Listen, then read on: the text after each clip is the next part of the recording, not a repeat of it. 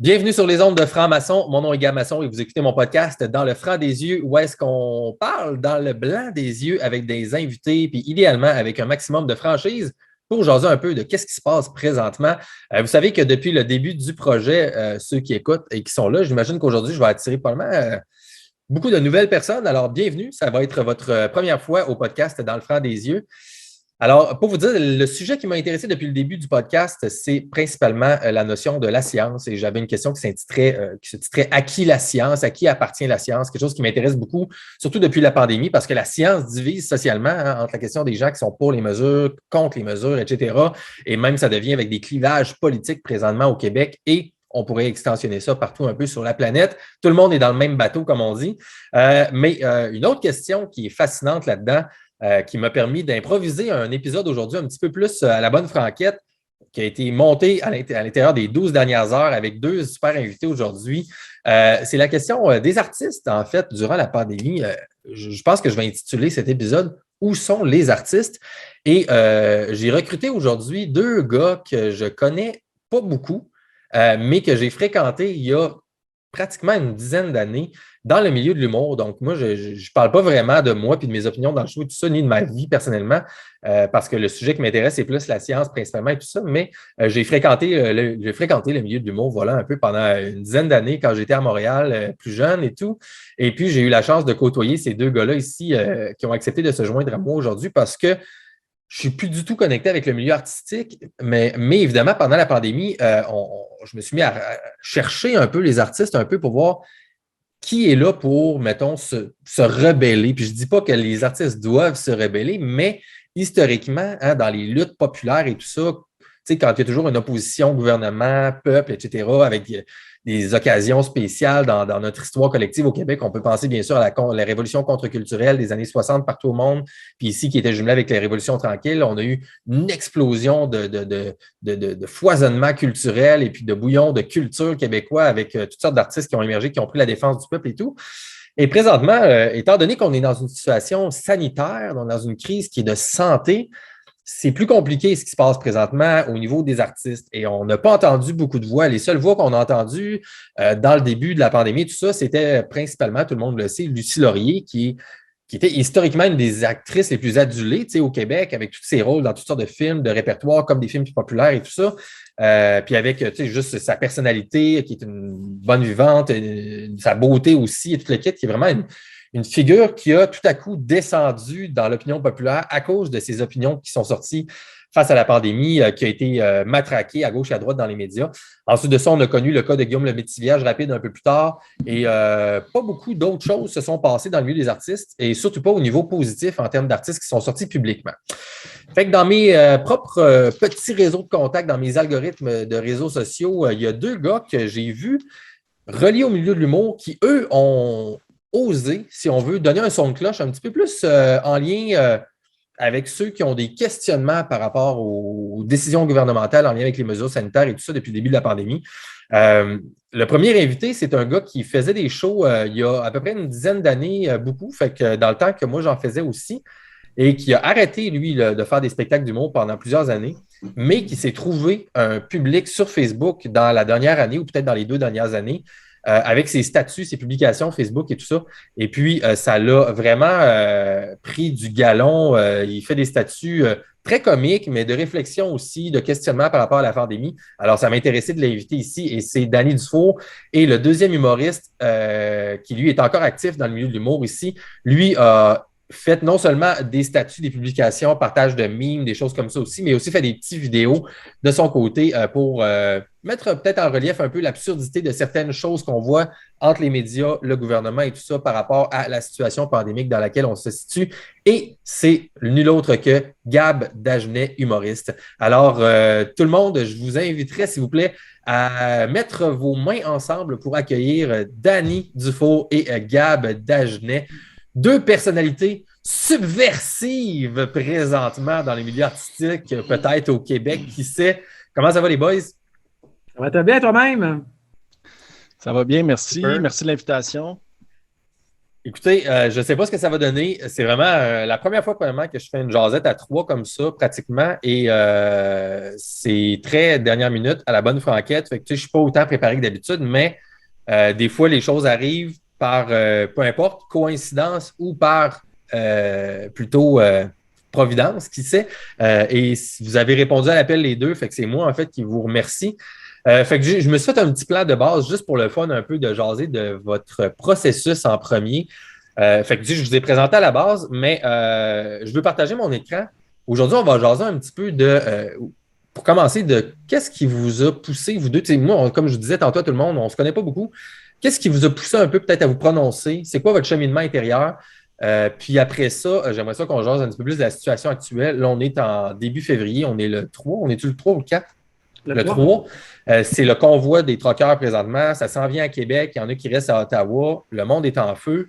Et puis, Yann Perrault est sorti à Choix Radio X, je pense que c'était hier matin ou avant-hier matin, ou non, il y a peut-être même 3 jours déjà. Puis ça, c'était intéressant. Fait que on va pouvoir présenter un ou deux extraits de ça aussi tantôt. Puis on va juste jaser de ça ensemble, les boys. Fait que pour commencer, je partage mon écran rapide. Puis, Danny, on va commencer avec toi. Où es-tu, mon cher? Je pense que c'est ici. Fait que je vais lire évidemment pour les gens qui sont juste en audio. Si vous voyez le statut de Danny Dufour, ça c'est le statut qui a été fait hier, fait que le 2 février. C'est une espèce de mise en scène que tu fais entre journaliste et François Legault. Fait que, journaliste, prévoyez-vous annoncer d'autres allègements d'ici le 14 février? Nous pouvons seulement être 4 personnes par maison et le Super Bowl est le 13 février avec des stades de football aux États-Unis qui sont pleins à craquer. François Legault répond: on en a parlé dans nos discussions hier soir et on pourrait annoncer d'autres allègements. Dr Boileau est un grand amateur de football. Imagine à quel point la science est devenue fascinante quand ton premier ministre prend des décisions qui influencent la vie des gens en fonction du désir de son directeur de la santé publique de manger des ailes de poulet et des nachos. Fait que c'est un bon statut, c'est comique, puis ça montre l'absurdité un peu de ce qui se passe avec la science présentement. Mais ce qui m'intéresse aussi, si vous ne voyez pas à l'écran de Le Monde en audio, c'est que tu as 172 likes là-dessus, 47 partages, puis une vingtaine de commentaires. Je l'ai arrondi à la hausse. C'est 19 commentaires quand même. Fait que j'arrête le partage. Fait que, écoute, Danny, moi, ce que j'ai suivi de toi à peu près dans les derniers mois, mais vraiment à distance, c'est juste que tu popais des fois dans mes affaires, puis quand je me suis mis évidemment à liker un de tes statuts à un moment donné, ben là, je n'ai vu une couple de plus à cause des algorithmes. Fait que j'ai trouvé ça cool et satisfaisant intérieurement de voir quelqu'un qui est relié de près ou de loin au milieu de l'humour un petit peu s'exprimer comme ça. Fait que peux-tu juste en quelques minutes parler un peu de ton processus interne? Qu'est-ce qui t'a amené à te prononcer? Puis, tu sais, sans s'éterniser pendant 20 minutes, là, mais tu sais, juste un résumé un peu de qu'est-ce qui t'a amené là, en fait, à te prononcer comme ça? Ben, c'est très simple. Comme tu l'as dit au début, dans le préambule, ben, moi, j'ai été humoriste là, pendant quelques années, entre 2004 et 2014. J'ai arrêté en 2014 pour me consacrer à un travail qui me tenait vraiment à cœur, c'est l'aide aux jeunes en difficulté. Donc, là, je suis maintenant directeur télémarketing pour un organisme qui aide des jeunes. Donc, je vous parle présentement d'un centre d'appel. Je suis dans mon bureau dans un centre d'appel. Donc, on est plusieurs téléphonistes. On fait des appels à monsieur, madame, tout le monde à travers le Québec à chaque jour, 12 mois par année. On demande aux gens de cotiser, de faire un don pour aider ces jeunes-là en difficulté. Donc, on voit un petit peu l'envers du décor. Hein. On parle à beaucoup de gens. On fait environ 500 000 appels par année. Donc, sur 8 millions de personnes au Québec, 500 000, c'est environ une personne sur 16 à qui on fait un appel, on lâche un coup de fil. Donc, c'est sûr que des fois, ça ne répond pas, mais on a quand même un bon ratio, un bon range de personnes à qui parler. Et puis, moi, ce qui m'a réveillé un peu dans tout ça, c'est si on recule en 2020, j'ai l'impression que ça fait 30 ans de ça. Hein. On dirait que ça fait longtemps, mais c'est juste en 2020. On entendait le gouvernement mettre des mesures. Là. C'était des mesures comme les zones rouges, puis les confinements, puis pas le droit d'aller dans telle ville, puis des mesures, des fermetures de ci, de ça. Puis on disait quand même, on clamait haut et fort qu'il n'y avait pas de problème, puis que les citoyens étaient d'accord avec ça, qu'il n'y avait pas plus de détresse, qu'il n'y avait pas plus de gens qui avaient des problèmes de santé mentale, que ça ne causait absolument aucun dommage collatéral. Et là, moi, à un moment donné, en faisant ces appels-là, parce qu'on fait pratiquement 2000 appels par jour, nous, dans notre centre d'appel. On ne parle pas juste à 30 personnes, on fait 2000 appels.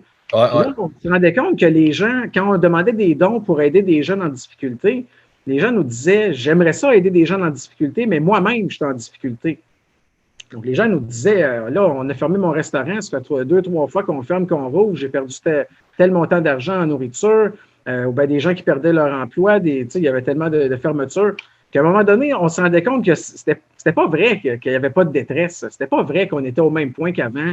Le gouvernement sortait en point de presse, puis il n'y en a pas de problème, puis on jouait à l'autruche, là, carrément. Là. Donc, moi, je voyais ça du point de vue, avec le travail que je fais, en voyant vraiment avec tous les appels qu'on faisait, je voyais que c'était pas vrai.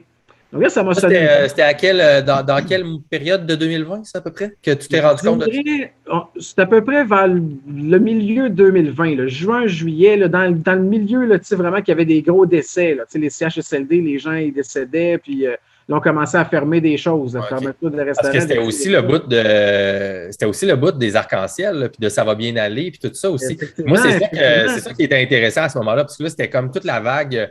S'il y a eu une vague artistique un peu, qu'on peut dire, c'était à la demande du gouvernement que les artistes nous aident à mieux se sentir puis à se dire que ça va bien aller tout le monde ensemble. Apaiser un peu le stress, hein, parce qu'on ne se cachera pas, au début, tout le monde a eu peur de ça là, quand ça a commencé. Moi-même, là, j'ai eu peur. On s'est tous posé des questions. Mon Dieu, c'est mondial, qu'est-ce qui se passe? Il y a des gens qui meurent. Et puis, excuse-moi, je te coupe la parole, mais étant donné qu'on est relax, Gab, il m'a texté, il me dit que ça laguait. Toi, est-ce que mon feed, il lague-tu pour toi, Danny? Non, moi, j'ai pas de problème. Non, okay. Personne lag en ce moment. Parce que moi, ici, de mon bord, fait que je pense que l'enregistrement devrait être bon. Gab, on verra, mais que toi, pardon un peu, voir. Ouais, ben vous m'entendez? Oui, tout est beau. Je t'entends bien. De mon côté. OK, c'est peut-être mon ordinateur. L'important, c'est que ça recorde comme il faut. Là. Mais comme rencontre présentement, ça fait chauffer ton CPU, même. C'est ça. Donc, c'est ça. Fait que, on pouvait voir un petit peu l'envers du décor, qu'est-ce qu'il y avait dans ça.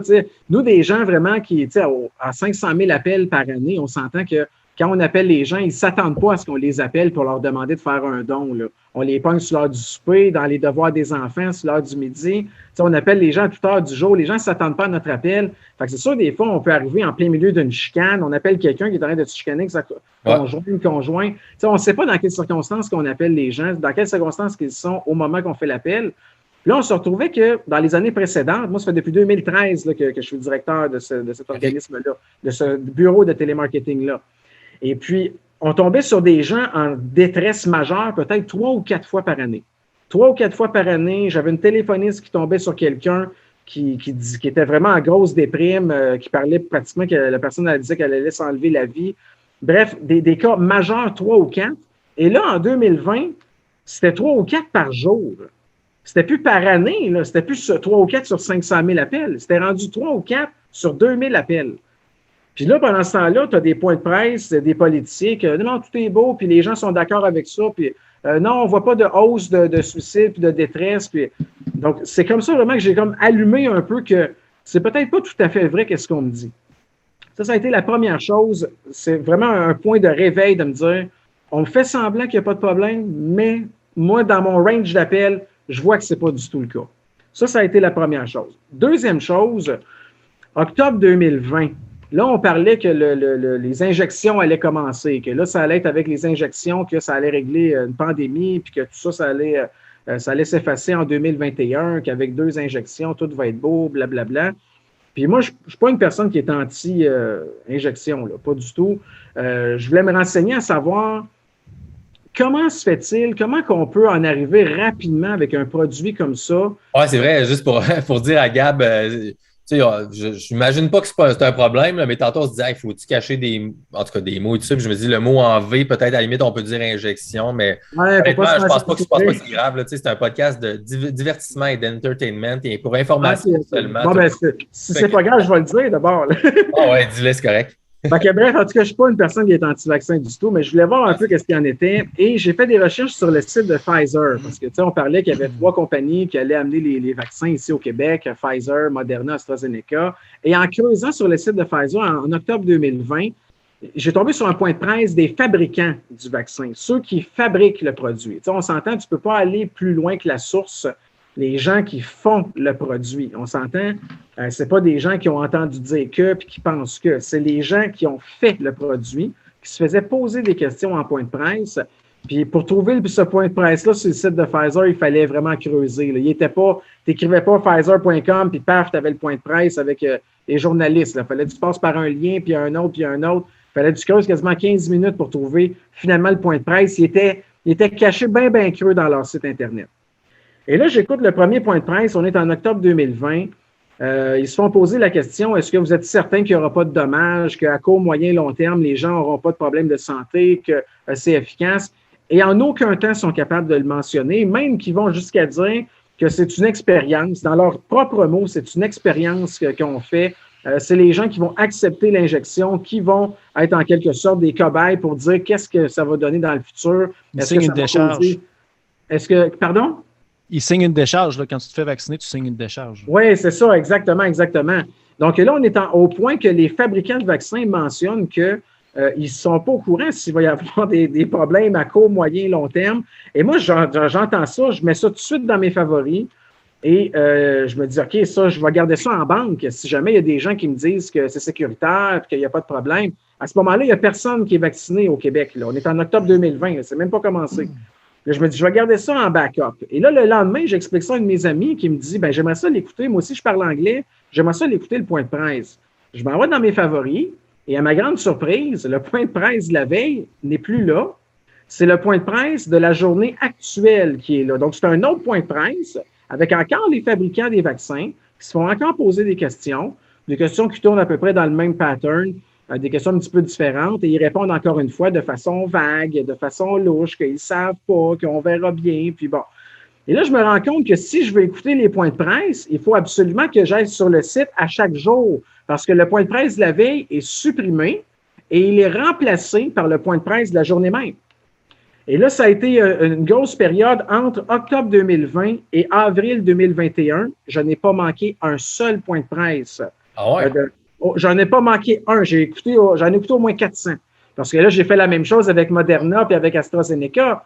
Je voulais voir si eux aussi. Et c'était le même pattern, comme s'ils étaient arrangés ensemble. Sur leur site, tu creuses. Tu finis. AstraZeneca, il m'a pris à peu près 1 heure. Juste pour vous donner une idée, là, en creusant sur le site, là, ça m'a pris à peu près 1 heure à tomber sur les points de presse des fabricants. 1 heure, là, juste pour trouver un lien que tu vois des fabricants en train de parler puis de répondre aux questions. Et là, j'ai fait la même chose, j'ai enregistré dans mes favoris. Et même technique que Pfizer, AstraZeneca et Moderna, le lendemain, il effaçait le point de presse de la veille et c'était le point de presse actuel qui prenait place. Donc, j'en ai pas manqué un. J'ai écouté pratiquement 700 heures, c'est une approximation. Là. Ah ouais. J'ai écouté à peu près 700 heures de point de presse. Et je voulais voir, je me disais, je veux voir qu'est-ce que notre gouvernement va nous dire, parce que les journalistes vont leur poser des questions par rapport à ça. Est-ce qu'ils vont répondre les mêmes choses? Est-ce qu'ils vont contourner les questions? Est-ce qu'ils vont avoir l'humilité de dire, je ne suis pas au courant? Ou s'ils vont inventer des choses? Et là, après ça, janvier commence, décembre, janvier 2021, février. Et là, je me rends compte que c'est n'importe quoi. Ce que des politiciens comme Legault mentionnent, Dubé à l'époque Arruda, c'est jamais qu'est-ce qui a été dit dans les points de presse des fabricants. Puis, tu sais, comme j'expliquais aux gens, je dis, écoutez, je peux pas aller plus loin que celui qui a fabriqué le produit. Tu sais, si la personne qui fabrique le produit me dit quelque chose, puis là, il y a un médecin après ça qui me dit, moi, ça fait 40 ans que je suis médecin, mais non, c'est sécuritaire. T'as beau être médecin. Moi, j'ai écouté les fabricants, là, ceux qui ont fait le produit. Tu sais, c'est comme si une Ferrari est construite. Puis là, les gens qui font les tests avec les Ferrari, les fabricants du produit disent cette Ferrari-là passe de 0 à 200 km/h en 3 secondes. J'invente ça. Puis que là, il y a un garagiste après ça qui dit écoute, ça fait 40 ans, moi, je suis garagiste. Là. Cette Ferrari-là, là, c'est de 0 à 200 en 1 seconde. Là, tu fais comme t'as peu. Le fabricant qui a fait les tests, qui a fait les évaluations, qui a fabriqué la Ferrari, il me dit que c'est en 3 secondes. Toi, tu me dis en 1. Qui je vais croire? Tu sais? Fait que Danny, écoute, c'est parce que là, t'es pas supposé de te rendre jusque-là, toi. Là, toi, tu t'es fait étiqueter un peu comme réfractaire aux mesures sanitaires avec tes statuts et tout ça. Fait que là, quand on dit que tu fais tes recherches, tu es supposé checker des vidéos sur YouTube de pédosatanisme. J'en ai tellement entendu parler de ça, tu sais, des gens qui discréditent, puis les gens ont de la difficulté à parler, puis tu sais, c'est pas par prétention ou par, tu sais, j'en sais plus que toi, c'est que, regarde, j'ai écouté les gens qui ont fabriqué le produit me dire des choses que c'est pas ça du tout que j'entends par la suite en termes de politique. Si je peux me permettre, en fait, je pense que ça renvoie au climat qui est installé à travers cette pandémie mondiale, c'est qu'il y a un virus, il est mortel. Les gens ont peur. Par réflexe, on se soucie de pas grand-chose à part ce qu'on va nous dire en termes de santé publique. Puis, personne n'est vraiment confiant en ses moyens intellectuels pour défier quiconque scientifique sur des données qu'on nous donne dans des points de presse. On remet ça dans les mains de la santé publique en se fermant un peu les yeux, mais en disant ils veulent notre bien. Parce que si on se disait ils veulent notre mal, c'est impossible à même juste évoquer comme réflexion. Franchement, ça ne se peut pas. Ils veulent notre bien. C'est la santé publique. On doit leur faire confiance. Les gens ont peur, donc on s'en remet à ça. Puis ensuite vient aussi cette volonté de vouloir faire un geste pour l'ensemble de la population. Donc, ce que ça veut dire, c'est aveuglément, on doit suivre les mesures pour le bien collectif. Maintenant, quand il y a des gens comme toi, moi, n'importe qui décident de dire, bon, mais là, tu sais, moi, j'ai pas écouté 400 frais de presse de chez Pfizer, mais qui décident par eux-mêmes de dire, attends un petit peu, tu sais, je vais essayer de mettre un petit peu de rationalité dans toute cette hystérie. Donc, je vais aller chercher de l'information. Pour ne pas dire, je vais aller faire des recherches. Parce que ce qui est vraiment, en fait, puis ça, je trouve que ça en dit long sur notre état d'esprit par rapport à ça, parce que juste le mot dire faire des recherches, c'est devenu à connotation péjorative immédiatement. D'ailleurs, il y a beaucoup d'artistes, des humoristes, etc., qui vont narguer les gens, qui vont rire des gens juste en disant « j'ai fait mes recherches au même titre que la liberté », tu sais, alors que fondamentalement, il y a quelque chose de plus légitime là-dedans. Et puis, c'est ça qui a créé le clivage aussi, c'est que là, aussitôt qu'il y a quelqu'un qui fait quelconque recherche par rapport à de l'information qui s'avérerait pertinente, étant donné que c'est une pandémie mondiale qui gère notre vie en ce moment, bien, automatiquement, on discrédite. Les gens ont peur, donc on se dit franchement, ça se peut pas qu'il y ait autre chose que le virus puis du monde qui veut notre bien. Donc, automatiquement, l'étiquette vient patcher, vient mettre tout de suite discréditer l'opinion d'une personne parce qu'on est dans un contexte sanitaire. On est dans un contexte où il y a des morts. On est dans un contexte où on n'est pas des scientifiques. Mais, tu sais, on n'a pas besoin d'être des scientifiques non plus pour avoir un recul puis réfléchir. Puis, tu sais, on dit souvent aussi la science, se fier à la science. Absolument, mais la science, c'est pas une vérité divine, c'est pas une vérité infuse. Là. Je veux dire, il y a un soleil, on l'a démontré, parfait. Ça, je pense que la théorie a été exposée. Il y a du vent, il y a des choses qui sont vraies, mais à la base de la science, avant qu'ils disent que la Terre tourne autour du soleil, il y a eu des hypothèses qui ont émané, il y a eu des débats, il y a eu du monde qui se sont fait trancher la tête sur la place publique parce que voilà, il disait que Galilée était fou, peu importe. Donc, la science, c'est de remettre en question, c'est de remettre en doute. Maintenant, il y a un état d'urgence, une crise. La maison brûle, on doit sortir. Parfait. Les pompiers, on ne questionnera pas son travail sur comment il arrose la maison, on va le laisser faire son travail. Mais une fois qu'on est sorti de la maison, puis que là, on peut se dire que le feu est plus petit, bien, il y a une façon de pouvoir regarder le travail qui a été fait, puis justement, c'est de là, c'est de dire, OK, mais la science, c'est discutable. Tu sais, puis moi, ce qui m'a allumé comme dans tout ça, au fur et à mesure que ça avançait, c'est la censure. Quand tu vois des prix Nobelisés qui se font enlever le micro, qui se font censurer, qui se font destituer de leur page, la diabolisation de certains scientifiques qui évoquent des médicaments qui sont prouvés scientifiquement, comme l'hydroxychloroquine, comme l'ivermectine, etc., qui ont des années d'expertise là-dedans, qui ne sont pas dommageables pour l'être humain, contrairement actuellement aux vaccins qui justement, ça c'est débattable. Moi aussi, j'ai eu des vents d'effets secondaires dans mon entourage par rapport aux vaccins. Donc tu sais, de s'isoler dans la peur et de faire confiance à la science, comme Trudeau dit, sous le prétexte du bien collectif, pour moi, c'est trop démagogique, c'est une réponse simple à un problème beaucoup plus complexe. Puis, je suis content de voir que les gens en ce moment commencent à à s'ouvrir les yeux parce qu'on parle beaucoup de politique, on parle beaucoup des règles qui sont absurdes. Tu vas magasiner à Place Versailles, mais tu peux pas rentrer aux Winners. Là, genre, il y en a de l'absurdité, là, il y en a partout. Là. Les enfants avec des masques, l'OMS ne le conseille pas, mais ici, on le fait. Donc, au-delà de ça, c'est de voir le problème dans son ensemble. On parle souvent que c'est une pandémie mondiale, mais ici, on a la tête dans notre cul, man. On regarde nos hôpitaux parce que c'est la dèche depuis 30 ans, puis on se dit, ouais, mais il faut sauver les hôpitaux. N'importe quelle personne qui va te contre-argumenter, Danny, ou n'importe qui, va dire, il faut sauver les hôpitaux. Absolument, il faut sauver les hôpitaux. Je ne suis pas contre ça. Donnez-nous le plus de moyens possible. S'il faut traiter avec de la vitamine D, on peut-tu nous aider à prendre soin de notre système immunitaire? Oui, le vaccin, je ne suis pas contre, là, mais je veux dire, il y a d'autres solutions aussi. Donc, effectivement, il ne faut pas juste regarder notre situation ici, il faut regarder l'ensemble de l'œuvre, puis se dire, bon, mais c'est vrai que, par exemple, dans d'autres pays, ça marche différemment. Oui, mais notre système de santé ici est vraiment fragile. Effectivement, mais tu n'atteindras jamais ton déficit de 0 hospitalisation, tu n'auras jamais 100 personnes du monde qui vont être vaccinées. Tu ne peux pas être dans une démocratie et avoir 100% du monde de ton bord, sinon c'est une dictature. Ça te prend des gens qui... Donc, encore une fois, de taper sur des gens qui ne sont pas vaccinés, ça amène absolument aucune solution. Donc, ça alimente le clivage, en fait. Donc, tout ça pour dire que faire ces recherches, ben, je m'excuse, mais je veux dire, t'es pas un con aussi. Je veux dire, c'est sûr, comme Gab, il dit, si tu t'en vas faire tes recherches sur des vidéos YouTube, puis tu tombes sur des vidéos de pédosatanisme avec des... écoute, là, il y a une différence entre être un conspirationniste qui croit que la Terre est plate, puis se douter des conflits d'intérêts des pharmaceutiques à l'intérieur des gouvernements. Tu sais, tout le monde complote, là. Un enfant qui veut des bonbons va te mentir pour en avoir. Il y a un complot dans sa tête. Faire un complot, c'est d'arriver à tes fins d'une façon détournée.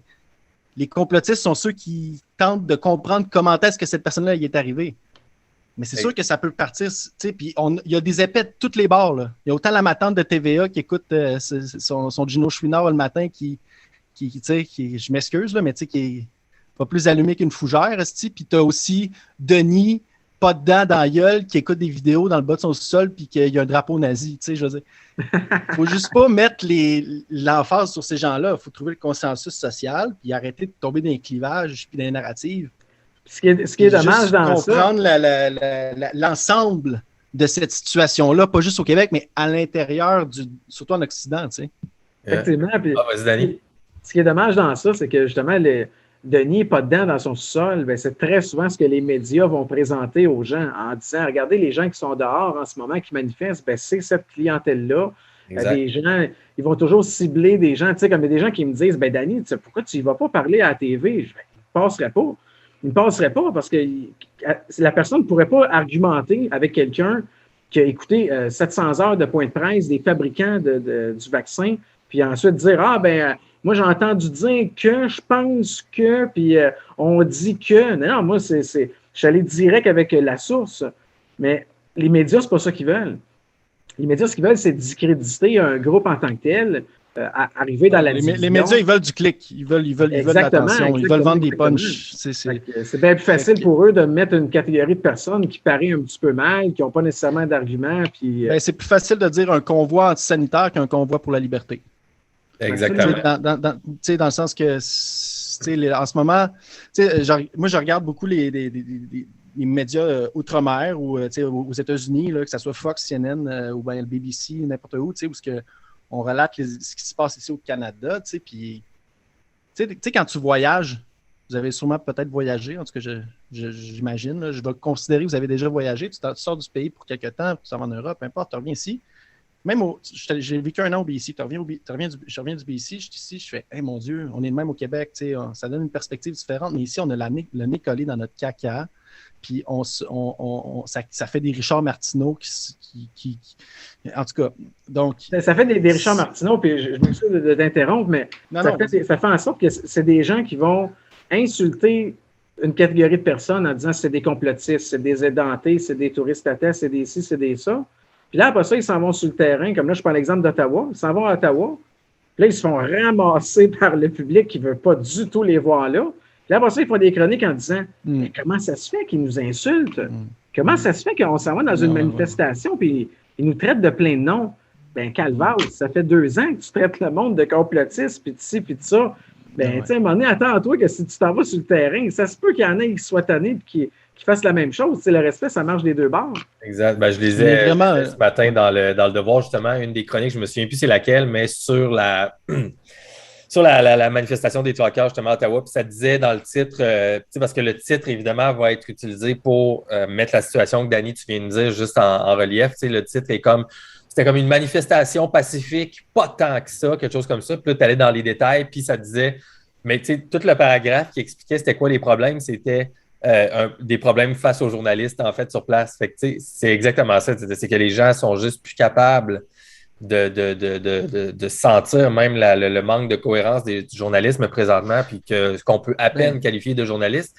D'ailleurs, Gab, je veux revenir avec toi une seconde, mais je vais partager la vidéo que tu as faite, justement, qui était intéressante, justement en lien avec ça. Ça dure 1 minute, tout le monde, fait qu'on... Je vais juste aller fermer mon ordinateur. Donnez-moi 1 minute ou 2, puis je vous reviens, messieurs. Gab, pas trop. Pendant ce temps-là, je vais montrer la vidéo de Gab. Juste pour que le monde pogne ça ici. Tu vois-tu mon écran, Gab? Ouais. OK, nice.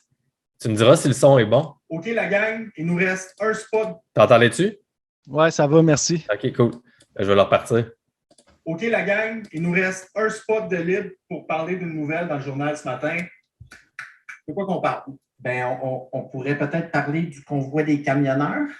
Non. Ça n'est pas une nouvelle pertinente. Mais là, il y a genre au-dessus de 50 000 trucks dans tout le pays, des kilomètres de long, ça va jammer au complet dans Ottawa dans pas long, mais il semble que c'est pertinent, ça? Zéro pertinent. Ben voyons donc. On ne peut pas traiter de sujets qui porteraient les gens à réfléchir sur l'obligation vaccinale. Combien de fois il va falloir que je vous le dise? Il me semble que c'est clair. Je comprends, mais en même temps, il parle de liberté, là.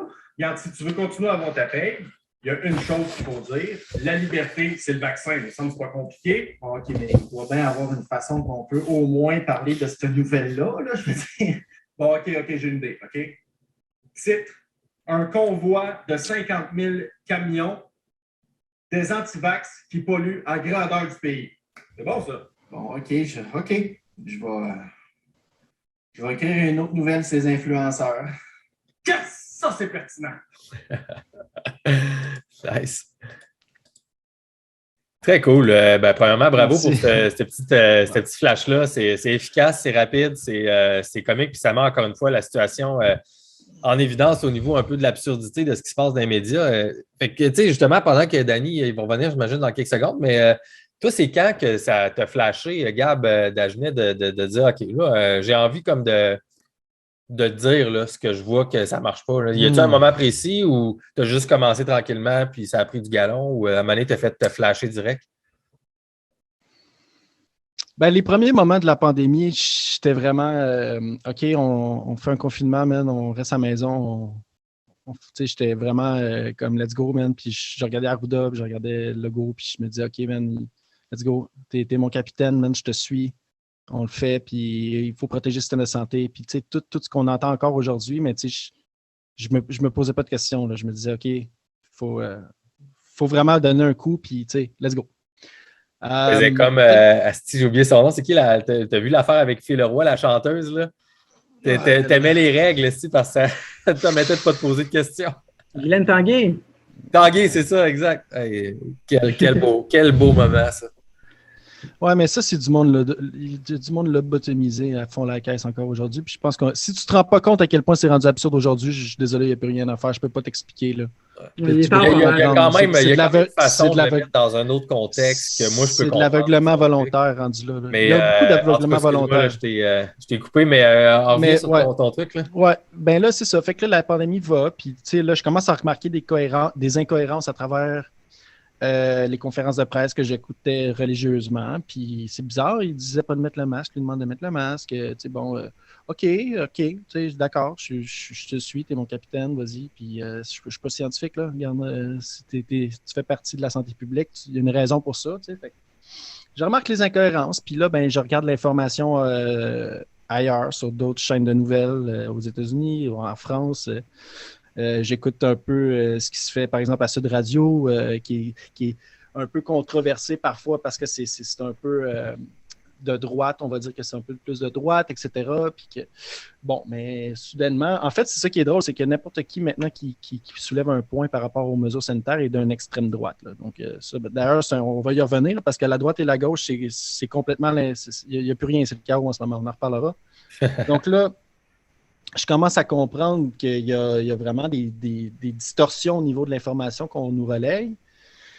Puis là, je commence à comprendre un peu, tu sais, je m'informe, man, je regarde, tu sais, je fais confiance à mon jugement, là. J'écoute TVA à chaque jour s'il faut, puis j'écoute aussi d'autres choses s'il faut, puis je fais un cheminement intellectuel, j'essaie de rester souverain intellectuellement, puis là, je me dis, man, ça sent le pass sanitaire, tu sais, je ne me rappelle plus qui l'avait évoqué dans ce que j'avais regardé, puis là, je me suis dit, tabarouette. Puis là, quand le pass sanitaire arrive, même ma blonde aussi a dit, ah, tu avais raison, tu sais. Puis j'ai fait, ah, c'est tabarnak. Là, on est vraiment dans ce que j'avais anticipé. Puis à date, tout ce que mes suppositions sont en train comme d'arriver. Fait que là, ben, à ce moment-là, j'ai compris que c'était au-delà du virus. Tu sais, le virus, effectivement, il existe, ça crée des problèmes, etc. Mais au-delà de ça, il y a d'autres choses. Il y a ce qu'on appelle de l'argent. C'est follow the money, là. Ouais, c'est ça. Puis le Québec a son historique de corruption, hein, laissez-moi vous dire. Et d'ailleurs, il y a maintenant ceux qui étaient à la commission Charbonneau qui animent des émissions 98.5. Super. Donc, mais donc, c'est ça. Fait que moi, à un moment donné, je vois ça aller. Puis là, je remarque en fait, des fois, je fais quelques publications. Puis là, je remarque qu'il y a beaucoup de haine qui me reviennent.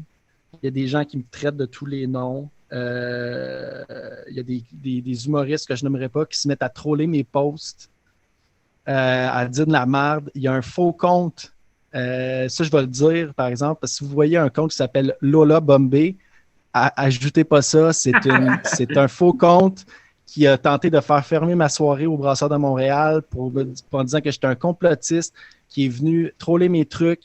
Aujourd'hui, je pense que c'est qui, je le nommerai pas, mais je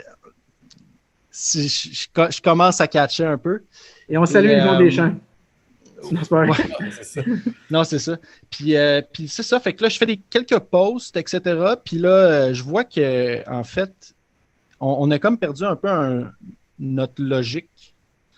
Puis on l'a vu dans le départ là, à la pandémie. Puis j'ai un sketch, j'ai un bit d'humour là-dessus.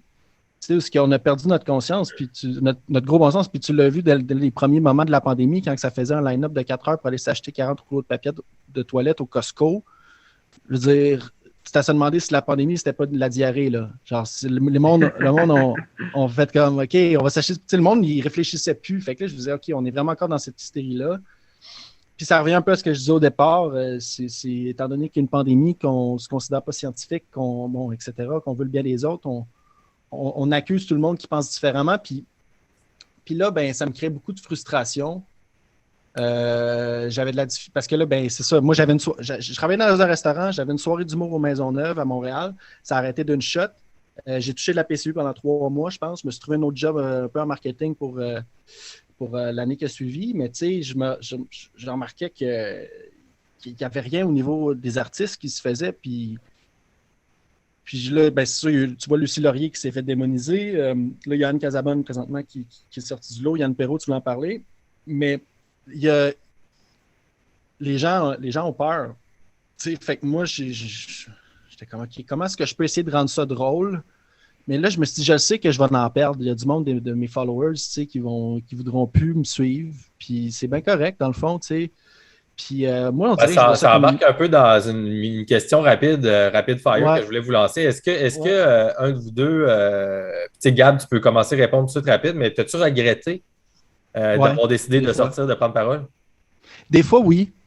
Des fois, oui, parce que des fois, je me dis, j'ai peut-être pas raison. C'est peut-être bien que tout ça, c'est vraiment genre absolument que le chaos et une pandémie qui doit absolument être géré par des vaccins et les lockdowns et tout. Puis je me suis dit, dans le fond, que Fait que oui, des fois, j'ai regretté. Il y a des choses que j'ai dit, puis j'étais comme, ben, que j'ai écrites, puis j'étais comme, moi, j'aurais peut-être pas dû l'écrire. Ou, il y a des choses aussi que j'ai effacées parce que ça ternit l'image sur ma page Facebook de quelqu'un, par exemple, qui voudrait m'embaucher, tu sais.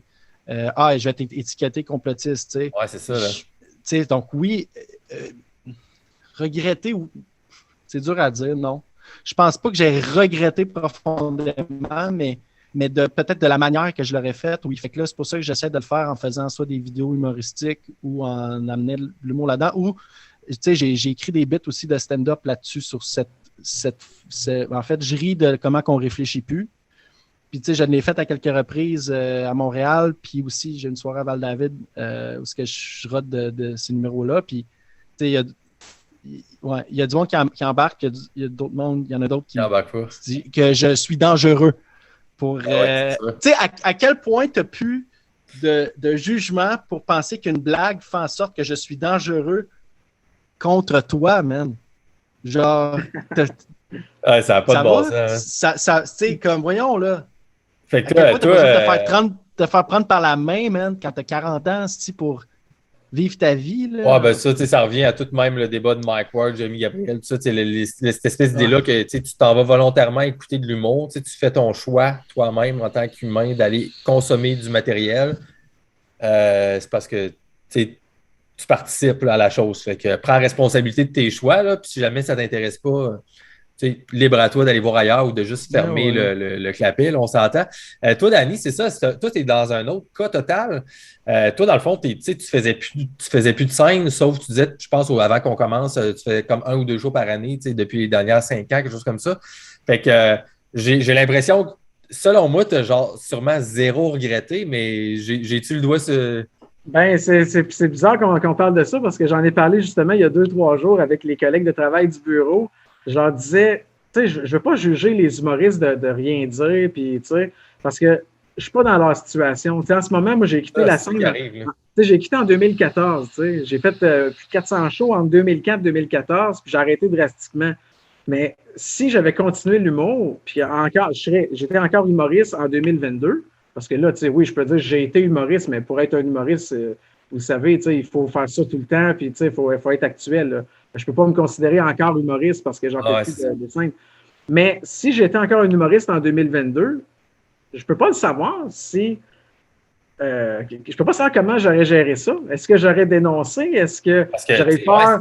Parce que tu as tout gagné. Toi, honnêtement, tu as crissement de l'attraction avec tes affaires. C'est quand même gros. Là, être du 100 à 150 likes là, sur des affaires anti-narratifs, c'est très gros. Là.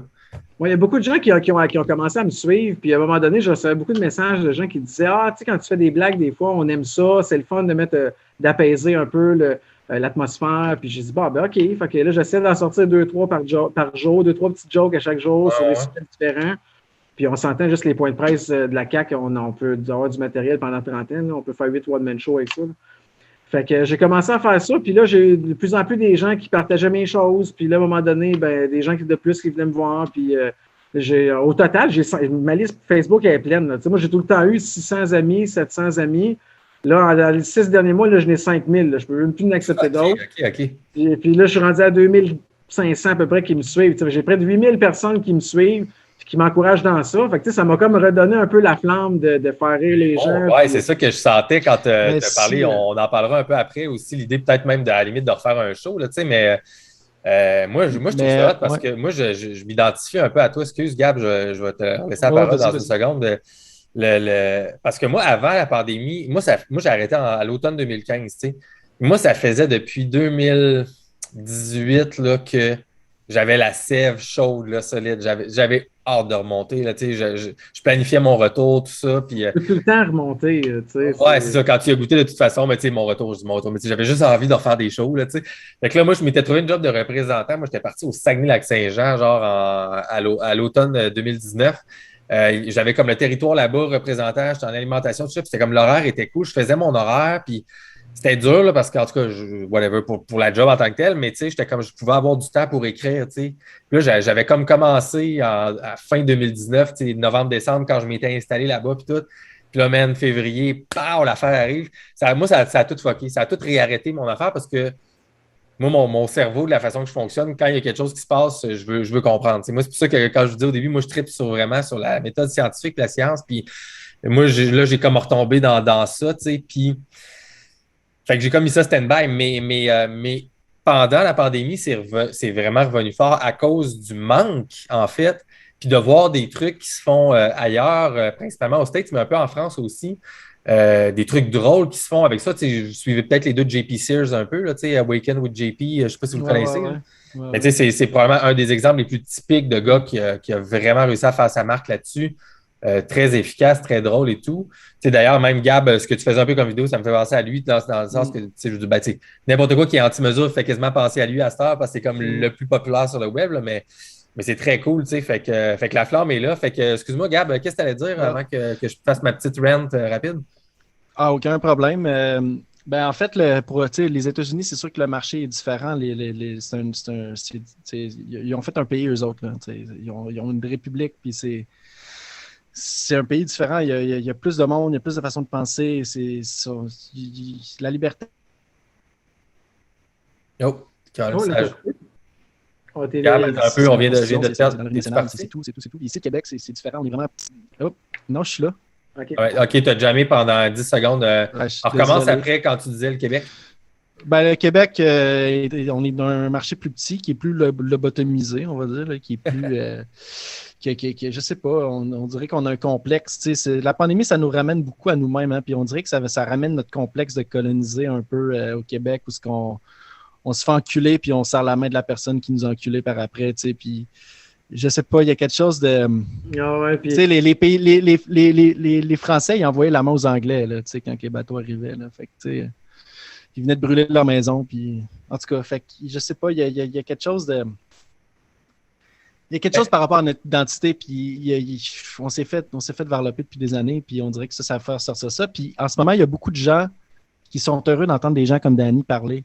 Parce qu'ils ont peur. Il y a des gens ont peur de parler parce que, tu sais, on dit que le milieu artistique n'est pas assez revendicateur ou du moins, il manque de liberté artistique, mais c'est une business, hein, c'est du show business. Puis, présentement, c'est comme un peu les deux. Là, tu sais, il y a le milieu artistique, puis il y a le milieu scientifique aussi, là, avec les médias, tout ça, qu'il n'y a personne qui, à cause des ordres, d'un côté, puis des subventions de recherche ou des fonds de recherche qui sont gérés par le gouvernement aussi.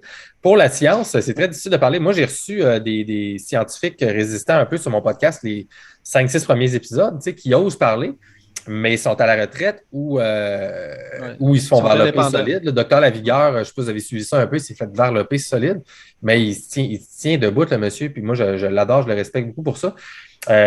Mais les artistes, c'est ça. L'artiste, l'autre côté, au Québec, c'est le fun que tu amènes ça parce que les artistes ne sont pas subventionnés parce que les artistes, c'est des travailleurs autonomes, mais tous les projets, c'est toutes des subventions indirectes. Je veux dire, tous nos médias sont subventionnés. Si tu vas être dans la gang au Québec, c'est petit, là. Fait que ça passe tout par indirectement le gouvernement. Pensez-vous que. Je veux dire, il a posé la question, c'est un peu y répondre, mais c'est quelque chose que vous voyez, selon vous, qui. Est-ce que les artistes, selon vous, on dit les artistes, mais moi, je pense qu'il y en a plein qui sont un peu dans la situation de Yann Perrault. Là, je vais montrer un extrait tantôt, mais pensez-vous que la majorité, peut-être pas la majorité, mais pensez-vous qu'en dedans, ils ont un feu qui bouille un peu puis ils s'empêchent à cause de la situation? Il y en a que oui. Excuse-moi, Danny, je vais te laisser. D'abord, j'allais juste mentionner que c'est certain qu'il y en a que, premièrement, ils sont d'accord avec ce qui se passe. J'ai entendu, je n'aimerais pas des noms, là, mais il y en a qui sont carrément d'accord, qui disent que c'est normal de fermer des commerces, c'est normal des confinements, c'est normal de puis il y en a qui sont d'accord avec ce qui se passe. Par contre, il y en a évidemment qui ne le sont pas. Puis pour répondre à la question, je suis persuadé qu'il y en a qui s'abouillent en dedans d'eux, qui aimeraient ça le dire, mais par peur de perdre des subventions, perdre des spectacles ou perdre des gens. Comme Gab disait tantôt, il y a des gens sur sa page, il a perdu des followers. C'est sûr que c'est pas le fun, surtout quand on commence dans le milieu de l'humour, qu'on veut aller chercher une tribune puis aller se faire connaître, de se faire étiqueter comme étant quelqu'un qui est un complotiste, puis quelqu'un qui est une mauvaise personne, parce que c'est ce qu'on tente de nous faire dire depuis 1 an et demi, que si on n'est pas d'accord avec ce qui se passe, peu importe si on amène des points qui sont valables ou non, on n'est pas une bonne personne, puis c'est à cause de nous que ça continue, c'est à cause de nous qu'il y a un couvre-feu. Je retarde le groupe, on retarde le groupe. On retarde le groupe, puis en plus, tu as l'exemple numéro 1 avec Lucie Laurier, il n'y a personne qui a envie de se ramasser là, puis là, Guillaume Lemaitre-Vierge, un autre intouchable, qui, juste en disant sa sortie, qui veut attendre que whatever le vaccin local sorte, là, je suis plutôt son affaire. C'était weird un peu comme sortie, mais tu sais, Ouais, moi j'ai l'impression Chicago, qu'il a comme utilisé ça parce qu'il voulait quand même pas avoir l'air anti-vaccin, mais qu'on attaque ce gars-là, tu sais, qui est une coqueluche solide au Québec, t'es comme, man, il n'y a personne qui va oser parler. Mais la seule. Puis là, j'ai envie de vous poser la question. Excuse-moi, Gab, en fait, je pense que je t'ai même pas laissé répondre. T'es en train de tantôt, hein? Medicago, c'est en attente d'être homologué au Canada, mais je pense que Pfizer est comme, en tout cas, ils ont des conflits d'intérêt peut-être là, à ce niveau-là. Là. Ouais. Puis, en fait, tu dis les artistes s'abouillent en dedans, mais tout le monde s'abouille en dedans. Il y a du monde là, je dirais qu'il y a une bonne partie de la population, là, je ne sais pas combien, là, mais que ça bouille en dedans, là, puis ils parlent pas. Puis c'est des coming out là, de parler, là. Parce que les gens, quand ils parlent, ben, ça se peut bien que son employeur il dit on ne peut pas s'associer avec quelqu'un qui est un complotiste.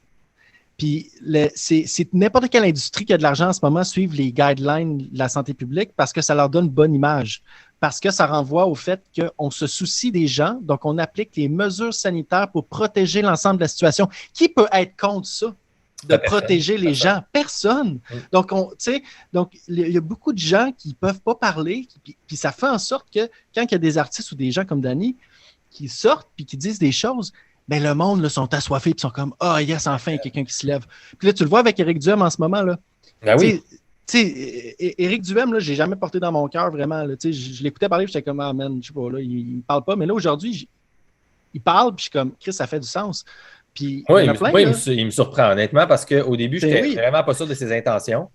J'étais comme moi, j'espère qu'il va se baser sur des trucs scientifiques rigoureux et tout ça. Puis même, j'ai comme échangé 2-3 messages avec lui avant que ça explose son truc. Puis je disais, ça te prend un poste de communicateur scientifique en chef du Parti conservateur. Il faut que tu bases ton affaire sur la science. Puis il a comme trouvé ça intéressant comme, c'est intéressant. Comme suggestion. Puis il y a un. Je ne dis pas que c'est à cause de moi, mais il y a un comité, je sais pas, je l'ai entendu sur une entrevue. Il s'est fait un comité de genre 5-10 médecins puis scientifiques qui l'avisent, un comité genre interne au Parti conservateur là-dessus.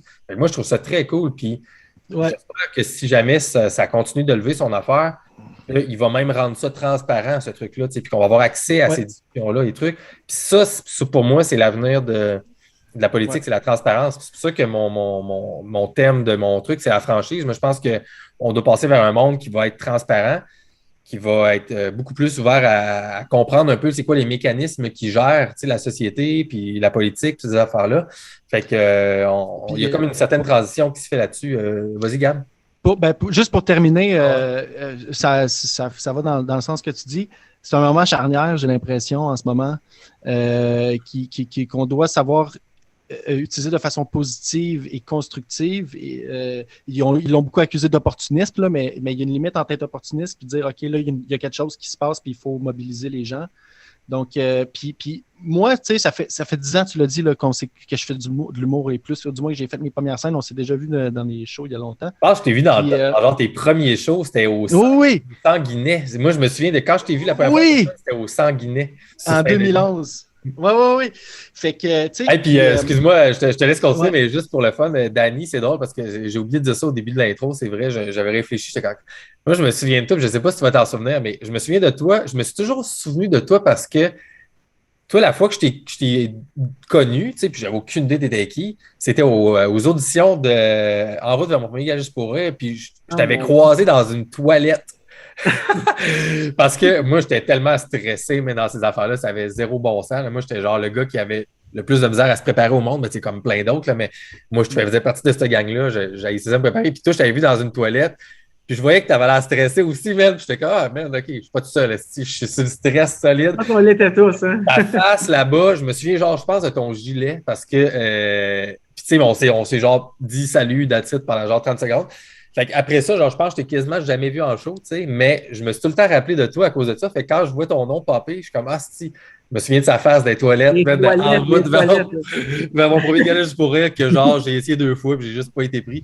Mais excuse-moi, Gab, mais ça me faisait des flashbacks, cette affaire-là. Il n'y a aucun souci. Puis tu sais, c'est ça. Moi, je pense que c'est un moment charnière en ce moment pour plein de gens, que ce soit en sciences, en politique, au niveau artistique, de profiter de tout ça pour s'exprimer parce qu'il y a des gens qui ont besoin de ce discours-là. Moi, ça fait longtemps que je fais de l'humour. J'ai jamais breakpoint, là, tu sais, j'ai jamais été la vedette, mais j'ai toujours été là. Tu sais, j'ai toujours fait mes affaires. Puis moi, j'ai rien à perdre. Puis en ce moment, mes convictions artistiques rentrent exactement dans ce qui se fait en ce moment. Tu sais. Moi, je veux le faire pour plaire au public. Je veux pas le faire pour plaire au milieu. Tu sais, fait que, puis je me dis, crime, pour moi, c'est un devoir. Tu sais, tu regardes, mettons, les grands de l'humour aux États-Unis, les George Carlin et Lenny Bruce au début, qui se faisaient arrêter par de la police parce qu'ils n'avaient pas le droit de dire tel mot sur scène. Tu sais, il y a un côté punk là-dedans, il y a quelque chose. Puis, tu sais, les artistes, ça a toujours été fondamentalement de gauche. Ça, je te disais, tu sais, dans le sens que ça va parodier la droite, donc le pouvoir établi. Ça va remettre en question n'importe quelle structure sociale qui est ridicule à un certain point. Puis aujourd'hui, il n'y a pas un artiste qui va ridiculiser ce qui se passe en ce moment au niveau de la santé publique, au niveau du gouvernement. Parce il n'y en a pas, hein? Le bye-bye, là, c'est. Oui, mais je suis comme. Ils ont crissement bien travaillé pour rester neutre. C'était pas facile, là, de rester neutre sans aller, tu sais. Puis ils ont réussi à faire de quoi qui était drôle, qui se tenait. Mais du travail de revendicateur, d'humoriste qui crie ou d'artiste qui crie sur tous les toits, il n'y a pas personne qui est game de faire ça aujourd'hui. Puis moi, je me dis, man, je sais pas, moi j'ai des convictions, puis je pense que je le fais parce que j'ai des choses à dire. C'est ça. Je veux adresser ça un peu, puis vous poser une autre question rapide, puis après ça, tout de suite, on va mettre l'extrait de Yann Perrault, parce que ça fait un beau lien avec tout ça. Parce que moi, tu vois, écoute, moi, tu sais, ça fait genre, depuis 2016, je fais du podcast. Tu sais, j'ai vraiment focusé sur la science parce que moi, je tripais là-dessus beaucoup dans ma vie personnelle, tout ça. Puis moi, genre, lire des études, puis suivre. Moi, les podcasts que j'écoute, j'ai arrêté d'écouter des podcasts d'humour, genre en 2016, je pense. J'écoute des podcasts de science tout le temps, man, puis je tripe là-dessus. Tu sais, c'est mon dada, là. Je sais pas pourquoi, mais j'aime ça, tu sais. Puis tu vois, Gab, ce que tu dis, ça me parle parce que moi, quand j'ai commencé à faire du podcast, j'ai arrêté de faire de l'humour parce que je me suis rendu compte que quand j'étais sur scène, moi, les derniers 2 ans, moi, je m'étais fait un personnage, genre, que j'avais basé un peu sur Anthony Jeselnik aux États-Unis. Je ne sais pas si vous connaissez, le stand-up vraiment dark, là. C'est du gros liner et tout ça. Puis moi, je ne faisais pas du liner, mais je faisais comme des paragraphes un peu, là, du semi-liner, mais pas des anecdotes, là, tu sais. Puis c'est vraiment dark, tu sais. Puis j'aimais ça. Moi, je faisais des affaires que j'aimais pousser la coche pour essayer de trouver. Tu sais, moi, ce gars-là, Jeselnik ou Sarah Silverman, c'est des trucs que j'adorais. Bill Hicks aussi, mais Bill Hicks moins, là, mais tu sais, dans ce genre-là, tu sais. Puis à un moment donné, je me suis rendu compte que, man, mes valeurs à moi, je connaissais pas mes valeurs, en fait, tu sais. Fait que j'ai comme arrêté de faire de l'humour parce que quand j'arrivais sur scène puis je faisais ça, des fois, ça levait, ça arrachait tout. D'autres fois, ça plantait vraiment solide. Mais la raison pourquoi ça plantait, c'est que je me rendais compte que mes principes, en fait, mes valeurs, je ne les connaissais pas assez pour pouvoir assumer ce personnage-là comme il faut, puis que ça paraisse tout le temps que je n'étais pas lui, tu sais, parce que c'était devenu un personnage. Fait que là, des fois, ça devenait trop sérieux. Puis là, le monde, tu sais, je n'étais pas capable de faire le degré de nuance humoristique. Tu sais, mon 2e degré, il paraissait juste pas, tu sais. Fait que là, ça plantait, là, c'était comme les plus gros malaises ever, tu sais. Mais, fait que je voulais revenir là-dessus, Gab, parce que tu parles des principes. Puis tu vois, je me suis rendu compte avec les années, quand j'ai fait, moi, je me suis lancé dans la philosophie, le podcasting, tout ça, la science. Puis là, j'ai comme saisi qui je suis. Tu sais, puis là, à cette heure, je suis comme, man, je suis béton. Tu sais, dans le sens qu'à l'intérieur, je suis comme, OK, je suis exactement où ce que je veux être, même si j'ai arrêté de faire ce qui me faisait vraiment triper l'humour, puis même l'acting, puis tout ça, je faisais de la publicité, puis tout ça, dans le temps, puis tu sais, c'est l'affaire qui me fait, j'adore ça, là, tu sais. Mais je suis vraiment centré dans qui je suis. Puis maintenant, je serais prêt même, à cause de tout ça, je pense, à être plus confortable sur scène. Tu sais. Mais ce que je veux dire par là aussi, c'est que dans mon processus, maintenant, je me suis rendu compte, surtout pendant la pandémie, que je fais passer les principes et les valeurs par-dessus l'humour. Dans le sens que moi, mettons, des jokes que je trouve bonnes, même dans le bye-bye, des affaires que je trouverais drôles, pour moi, à cause que je trouve qu'ils ne sont pas rigoureuses scientifiquement, puis je trouve que c'est plus de la propagande et tout ça, ça me fait plus rire. Fait que pour moi, le bye-bye, la force que tu as parlé, le forçage un peu de rester neutre et tout ça, pour moi, j'ai trouvé que ça ne suit pas la rigueur scientifique réelle de ce qui se passe présentement. Fait que ça me fait plus rire, tu sais. Fait que je suis comme là un peu. Fait que tu vois, je vois des gens faire des jokes. Je suis sur Internet, Daniel Thibault, du monde de même, ou même des Luc Boilly, tout ça, que je trouve drôle, les gars. Les procédés sont drôles, mais étant donné que je trouve que c'est pas rigoureux, ça me fait pas rire. Fait que je sais pas ce que ça vous dit, là, tu sais, mais je suis comme rendu là, tu sais. Ben, tu sais, ça revient à ce que je disais. D'habitude, les meilleurs humoristes, les meilleurs artistes, c'est ceux qui amènent une voix au peuple parce qu'ils pointent des choses dans le pouvoir établi qui sont complètement ridicules. Et maintenant, moi, ce que j'ai vu dans les shows d'humour et dans les blagues d'humoristes, c'est de rire des complotistes, puis des édentés, puis de rire à quel point que ces gens-là sont stupides de ne pas suivre les règles sanitaires. Puis c'est vrai, il y a des bonnes jokes, il y en a qui sont caves, là. Exact. Mais il n'y a aucune joke qui va en amont de la santé publique. Même dans les conférences de presse, il n'y a rien comme question qui va en amont de la santé publique. On questionne-tu les tests PCR? On questionne-tu le conseil scientifique qui est de 1 au gouvernement du Québec, un scientifique pour 12 politiciens? C'est de la communication plus que de la science, là. Mais, fait que, tu sais, c'est ça. Bref, Danny, je vais te laisser. Excuse-moi, je vais te laisser. Non, mais juste avant que tu passes qu'on saute à Danny, super rapidement, Gab Dagenet, toi, parce que toi, tu as continué à faire des shows des dernières années. Je ne sais pas à quel point dans la pandémie, tu as eu le temps d'en faire parce que bon, ça a ouvert, fermé. Mais as-tu vu des. Tu sais, on n'est pas obligé de nommer de nom, là, mais t'en as-tu vu des humoristes de la relève ou sur Facebook ou quelque chose comme ça là, que tu as vu, OK, il y a lui ou elle que elle se prononce contre, là, ou ses valeurs sont contre? Moi. Zéro? Sinon, j'en ai pas vu. J'ai vu des artistes faire des blagues comme si de rien n'était. Comme genre parler de n'importe quoi. Ouais, exact. Ce qui est correct en même temps parce que des fois, tu as envie de voir. T'es pas obligé de t'intéresser à ça. parler de ça, puis ça, c'est bien correct. Tu peux avoir des bons numéros, puis c'est bien correct. Mais sinon, c'est genre. Sinon, moi, pendant le confinement, j'ai appris que blablabla. Puis là, on parle un peu de la vie, mais de quoi de plus engagé, de plus engagé, non. Là. Pas en termes de dénonciation. J'ai vu des jokes sur Guillaume Lemaitre-Vierge pour dire à quel point qui était genre qui pensait à lui-même et qui était égoïste parce que lui, il voulait avoir absolument le vaccin Medicago puis que genre, il se faisait traiter de n'importe quoi parce qu'il a pris une décision sur un choix personnel, mais non, j'ai pas rien en mémoire de quelqu'un qui est arrivé. C'est quand même fou, man. Danny, si ça fait un bout que t'es stand-by, là, moi, ça te fait penser tout ça? T'en as-tu pogné d'autres sur Facebook, premièrement, d'autres qui écrivent des auteurs, quelque chose comme ça, ou zéro? Pas du tout. Puis, moi, j'avais pratiquement tous les humoristes là, dans ma liste d'amis Facebook là, depuis des années. Puis, j'en ai perdu 3/4 là, qui m'ont enlevé. Ah ouais, à ce point-là. Les gens ne veulent pas s'associer à ce que je dis. Puis moi, j'abonde dans le même sens que vous. C'est toujours une question de conviction. Puis, si c'est pas dans mes convictions, je vais peut-être je vais pas rire d'un gag qui va encourager le masque aux enfants. Moi, je suis pas dans mes valeurs. Non, c'est ça. Je vais pas, même si c'est le meilleur gag du monde, je vais comprendre l'essence de ton gag. Là, je suis capable de faire un gag, là, mais vu que c'est pas dans mes convictions, je ne vais pas rire de ça. Puis j'ai de la misère à comprendre comment ça se fait qu'il y a des gens qui embarquent dans ça. Moi, j'ai une anecdote là-dessus. Là, T'as peu, man. Je suis obligé de faire mon modérateur. Ça fait trop longtemps qu'on coupe la parole à Danny. Ça ne me dérange pas du tout. Mais garde-la en tête, Gab, ton anecdote. Garde-la en tête. Je vois ça très, très rapidement. Ce que j'allais dire, c'est que je comprends pas exemple, mettons des. Avez-vous encore comme 15-20 minutes, quelque chose comme ça, à peu près? Oui, j'ai du temps, j'ai pas de problème. J'allais juste mentionner que, quand je vois des professeurs qui acceptent de se conformer aux règles de la santé publique, disant qu'il faut ouvrir les fenêtres à moins 30 en classe pour la ventilation, je m'excuse.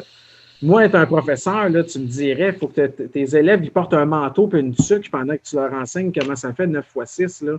Moi, là, écoute, je suis pas capable, je comprends pas. Je comprends pas comment des gens font ça. Je comprends pas comment des policiers vont se rendre à cogner. Bonjour, Mme Tremblay. Il y a une voisine qui a appelé. Elle dit que vous êtes 5 chez vous. La limite, c'est 4. On va vous donner 1 500 $ d'amende.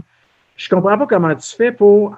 Tu sais, ça n'a pas de crise de bon sens. Sérieusement, tu sais, c'est des valeurs humaines, me semble, qui sont. C'est le fun, c'est vraiment le fun de pouvoir jaser avec vous deux, honnêtement. Excuse-moi, je t'ai comme encore coupé, puis je viens de dire qu'on n'aurait pas de couper, mais je suis comme. Moi, en tout cas, je trouve ça le fun parce que, honnêtement, tu sais, habituellement, je commence les shows avec un moment de franchise avec mes invités. Je ne l'ai pas fait aujourd'hui, mais je m'étais dit, si j'en fais mon moment de franchise, c'était comme je voulais dire que je commence à un peu être en tabarnak après les artistes du Québec parce que j'ai comme, man, là ça commence à être évident qu'il y a des incohérences partout dans les médias. Puis même, là, il serait temps qu'il y ait de quoi qui se passe. Là. Les gens, ils disent rien, ils disent absolument rien. Ils laissent ça aller comme si c'était normal. Moi, j'ai pas une grosse tribune. Mais les 5000 personnes qui m'ont rajouté sur Facebook puis que j'ai accepté, c'est pas énorme, mais avoir une tribune, c'est une grosse tribune là, de 20 000, 30 000, 40 000, 50 000 personnes. Calvasse, me semble, dénonce, dis-le que ça n'a pas de bon sens. D'accepter ça que nos enfants, ils portent un masque en classe. Puis encore là, je vais prêcher pour ma paroisse, mais dans le travail que je fais, je vous l'ai mentionné en début de podcast, c'est 500 000 appels qu'on fait. Le nombre de personnes que j'ai parlé au téléphone qui m'ont dit « J'aimerais ça faire un don pour votre cause, mais je ne peux pas faire de don parce qu'en ce moment, je ne travaille pas. Je suis obligé de rester à domicile pour faire l'école à la maison de mes enfants. Ouais, c'est ça. Parce que mes enfants, ils ne tolèrent pas le masque. Ils saignent du nez, ils s'évanouissent. » Ah ouais. Oui, j'en ai entendu plein me dire « Je suis obligé de sortir mon école du système scolaire. » J'ai obligé de sortir mon enfant du système parce qu'il ne tolère pas le masque. Puis on continue il faut qu'il le porte. Puis, c'est comme calvasse. Moi, je ne suis pas capable de laisser ça de même. Puis je ne suis pas capable. Tu disais aussi que, étant donné que toi, tu fais vraiment beaucoup d'appels avec ta gang et tout ça, puis tu es directeur de ton bureau et tout ça, tu voulais-tu ne pas parler de ça en nom, de l'affaire des effets, là? Je peux en parler, j'ai pas de problème. Rapidement, en fait, si j'ai bien compris ce que je pense que c'était avant qu'on enregistre, c'était pas dans le podcast. Hein? Tu disais que. Non, effectivement, c'était avant. Il y a une période dans l'année où est-ce que le gouvernement disait qu'il y avait à peu près, je sais pas, 1000 effets. C'est pendant la vaccination de masse, là, pendant que c'était des dizaines de milliers de doses là, qui étaient administrées là, à chaque jour, là, pendant la vaccination de masse là, de la deuxième dose. On tombait à chaque jour sur des gens qui nous disaient je ne peux pas faire de dons parce que depuis que j'ai reçu ma deuxième dose, je ne peux plus travailler. Je ne suis plus capable de marcher. Si on l'a entendu, je ne peux même pas dire combien de fois. Crise de cœur, AVC, problème cardiovasculaire, on l'a entendu, je ne peux même pas dire combien de fois. Perte de vision, il y en a qui disaient je suis aveugle de 50 % je ne peux plus travailler. Bref, à un moment donné, parce que j'avais une téléphoniste qui les comptait, ce nombre de personnes-là qui nous disaient combien est-ce qu'on était rendu. Puis là, on a commencé à les compter. À 700, on a arrêté de les compter. 700 personnes. Puis là, à un moment donné, je me suis dit, OK, je vais aller voir sur le site de la santé publique combien est-ce qu'ils en ont répertorié, eux, de gens au Canada qui ont des problèmes majeurs suite au vaccin. Parce qu'on s'entend, tu n'es plus capable de marcher depuis ta deuxième dose. Moi, je considère ça majeur. Je ne sais pas pour vous autres. Moi, des jambes, je trouve ça important. Écoute, c'est pour le bien commun, en tout cas, mais c'est correct. C'est ça. Et là, j'arrive sur le site de la santé publique, puis il mentionnait qu'au Canada, sur 30 millions d'injections, il y en avait 1000. 1000 personnes qui avaient des problèmes majeurs suite au vaccin. Moi, dans mon centre d'appel à Sorel, j'étais rendu à 700. Puis là, on a pété le 1000, puis peut-être même 2000. Je ne sais plus, je ne les compte plus. On peut dire que c'est de l'anecdote, on peut dire que ce n'est pas scientifique, évidemment, mais ton expérience, en tout cas, de ce que toi, tu as vu. Moi, ce que j'ai entendu, parce que je ne pense pas que les gens ils se sont dit on va attendre que Danny nous appelle, là, on ne sait pas, là, mais à un moment donné, mais qu'il nous appelle pour nous demander un don. On va faire semblant qu'on ne peut pas travailler depuis qu'on a reçu notre deuxième dose parce qu'on a fait un AVC. Je ne pense pas que les gens se sont consultés, surtout qu'on appelle partout dans le Québec. À la limite, même si tu avais, soyons hyper conservateurs, puis tu avais genre 20% de menteurs pour aucune raison qui avaient dit ça, il te reste quand même encore 550. Exactement.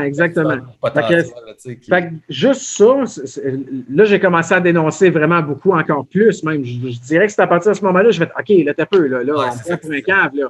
Les chiffres sont biaisés. Et tu ne peux pas être plus biaisé que ça. Tu me fais croire qu'il y en a 1000 dans le Canada au complet. Puis dans mon centre d'appel, à ce moment-là, on avait peut-être fait 100 000 appels. 150 000 appels? Ouais, là, ça tombe dans mon domaine de passion. Toute l'affaire des chiffres, des statistiques, puis de la science derrière de ça, moi, ça me fait. Écoute, je suis tombé là-dedans comme un enfant dans un jeu de quilles, man. Ça ne dit pas en tout, ça. Un chien dans un jeu de quilles. Un chien dans J'avais l'image d'un enfant qui plonge dans les boules McDo. Là, ouais. Ça a sorti le jeu de quilles. Tu vois que je suis rendu loin de l'humour pas mal quand je fais ce genre de comparaison de merde, là. Mais moi, ça me fait triper au bout, tu sais, parce que là, il y a tout l'argument que la base de données américaine, le VAERS, je ne sais pas si tu suis ça un peu, là, mais tu sais, c'est que c'est de la merde, c'est mal fait et tout ça, mais le signal est comme incroyable. En tout cas, bref, je ne veux pas bifurquer la conversation là-dessus, mais ça me fait vraiment triper. Je veux revenir en fait sur les artistes, puis retoucher ça avec ce que Gab, ce que tu disais, puis on va se lancer peut-être un dernier, c'est ça, 15 minutes, quelque chose comme ça, là. Pas non plus trop s'éterniser, mais je veux partager je vais partager 2 bouts de Yann Perrault, puis vous entendre juste réagir à ça pour le fun. Parce que toi, Gab, tu m'as dit, je pense que tu ne l'as pas écouté. Toi, tu l'avais-tu écouté, Danny? Je ne l'ai pas écouté, mais j'ai vu textuellement qu'est-ce qu'il a dit. Là. Parce que, OK, parce que l'affaire que Gab, je pense, te parlait tantôt, tu parlais de. Ou c'est quelqu'un qui t'a même plugué Yvon Deschamps tantôt. Tu sais, dans les années, dans notre révolution, là, ici, les années 70, dans le temps de la Révolution tranquille, etc., les artistes, c'était gros. Je veux dire, les Robert Charlebois, les Yvon, les Clémence. Puis là, je veux dire, je dis ça, mais il y en a plein. Là, puis après ça, on a eu toutes sortes de mouvements artistiques qui ont été créés à partir de ça. Puis j'essayais de me rappeler un peu de qu'est-ce qui était la genèse un peu de tout ça, puis l'ambiance autour de ça. Parce que moi, j'étais un enfant, je pense que je suis un peu plus vieux que vous deux, mais moi, je suis vraiment un enfant des années 80. Puis moi, en tout cas, ma mère de mon côté, puis mon père aussi, moi, eux autres, ils étaient dans ce mouvement-là. Le mouvement, c'était mélangé avec la souveraineté du Québec, mais c'est très hippie. En même temps, il y avait un côté hippie. Moi, j'étais région, je viens de Saguenay-Lac-Saint-Jean, puis ma mère était dans ça, le féminisme, mais pas le nouveau féminisme, le féminisme, juste les droits, tout le monde égal, on s'aime, etc. On lance un nouveau mouvement, peace and love, un peu et tout ça. Fait qu'il y avait tout le côté beau de tout ça, qui faisait partie de la Révolution. Au Québec, on l'a vécu à cause de l'aspect souveraineté en même temps, qui était l'union nationale et tout le kit. Je ne connais pas vos opinions là-dessus, mais c'est pas important. Mais je cherchais un peu à voir qu'est-ce qui se passe présentement qu'il n'y a pas. Puis le mouvement des truckers, en fait, ça, c'est intéressant avec ce que dit Yann Perrault à Choix. Fait qu'on va l'écouter, c'est à peu près 1 minute et 20, je pense. Puis on pourra juste voir ce que ça vous dit là-dessus. Voyez-vous l'écran? Oui. OK. T'as peu, j'ai pris le timing. C'était à 5h25. Fait que pour le monde qui ne le savent pas, c'était le 31 janvier. Fait que c'est ça lundi, donc le lendemain, en fait, de la fin de semaine des truckers à Ottawa, qui était à l'émission Montréal Live à Choix Radio X. En passant à Choix, qui sont la radio des gens, le seul média, si on veut, officiel, narratif mainstream, qui a offert de la résistance, au moins partielle, en tout cas, au narratif mainstream. Moi, autant que j'ai eu des critiques à Choix dans ma vie, autant là, je trouve que ça fait partie des piliers importants qui représentent une voix importante de la population. Fait qu'on peut même parler de Choix, si vous voulez, puis l'affaire de Radio Poubelle en même temps. Mais voici ce que Yann Perrault avait à dire à Montréal Live en lien avec le mouvement des truckers et qu'est-ce que lui, ça lui a fait ressentir comme émotion. Faites-moi un thumbs up si vous entendez le son. J'inspirais à plusieurs, dont je suis, beaucoup de sympathie au mouvement des truckers. Je veux que tu te prononces là-dessus. Qu'est-ce que ça veut dire, ça, les truckers, à tes yeux? La manif qu'on voit, le cri du cœur qu'on a vu le long des autoroutes en fin de semaine. Qu'est-ce que ça t'inspire? Ben moi, je trouve ça, c'est ce que je trouve beau dans ce mouvement-là. C'est sûr qu'on voit des dérapages, on voit des drapeaux de nazis, tout ça. Bon, moi, c'est pas ça. Moi, ce que j'aime, c'est quand j'entends les beaux discours, des truckers, des gars, des gros barbus dans le truck, qui disent, moi, je m'en vais là, puis je vous encourage à être là en paix, puis soyez peaceful, on s'en va là pour... Quel est le message, Yann? Quel est le message? Ben, le message, c'est un message de solidarité, puis de dire on a besoin d'être entendu. C'est pas vrai que le discours est unanime. Tout ce qu'on entend souvent, c'est ça, comme je te dis, c'est presque intimidant de dire quand tu lèves un flag, de dire j'ai des doutes, je suis pas tout à fait d'accord. Mais juste ça, puis déjà, tu peux te faire taguer, tu peux te faire tasser dans le coin. Moi, ce que j'aime, c'est que ce mouvement-là, c'est ça, il amène une certaine force au discours qui va un peu à contre-courant. C'est sûr qu'il y en a qui sont moins modérés, il y en a qui sont vraiment plus sans compromis. Moi, comme je te dis, ça me fait du bien de voir ça. J'aime voir les gens qui sont ensemble, qui sont souriants, qui dansent. Tu sais, j'ai vu des vidéos, pas malheureusement pas tant dans les gros médias, mais je vois des vidéos là, tu sais, qui passent dans mon réseau là, Twitter, puis tu sais, je vois des gens qui chantent, qui dansent, qui s'offrent de la bouffe, tu sais, tout ça. Moi, ça me manque. Tu sais, je suis un gars de comme ça, tu sais, puis c'est ça que je trouve beau. Yann, Fait que c'est ça que Yann avait à dire par rapport au mouvement de truckers. Puis moi, ce qui m'a marqué, en fait, pourquoi j'ai pris cet extrait-là, c'est l'aspect beau là-dedans, l'aspect union, l'aspect amour. Puis c'est pour ça que je faisais le parallèle un peu avec ce qu'il y avait dans l'affaire de la contre-révolution culturelle ou la révolution tranquille ici au Québec, une espèce de mouvement peace and love, parce que veux pas, c'était plus large au monde. Il y avait l'affaire des Beatles, puis après ça, tout le rock progressif, puis les Stones, puis toutes ces affaires-là. Il y a eu vraiment quelque chose de gros dans ce temps-là qui était relié. Bon, il y a eu des affaires négatives avec les crises de LSD puis tout ça, mais l'aspect amour, l'aspect union d'une certaine révolution ensemble, moi, je voulais voir un peu qu'est-ce que ça vous disait, parce que c'est quand même intéressant que Yann Perrault se prononce de ce côté-là. Je ne sais pas, ça vous parle-tu? J'ai même pas de questions, en fait. Qu'est-ce que vous pensez de ça, les boys? Danny? Ben, écoute, moi, je trouve ça le fun d'avoir enfin quelqu'un un artiste là, qui donne son opinion là-dessus, parce qu'il y a beaucoup de gens qui vont critiquer tout ce qui est manifestation, rassemblement, en disant, ouais, mais en bout de ligne, est-ce que ça donne quelque chose? Est-ce que ça va amener un changement ou peu importe?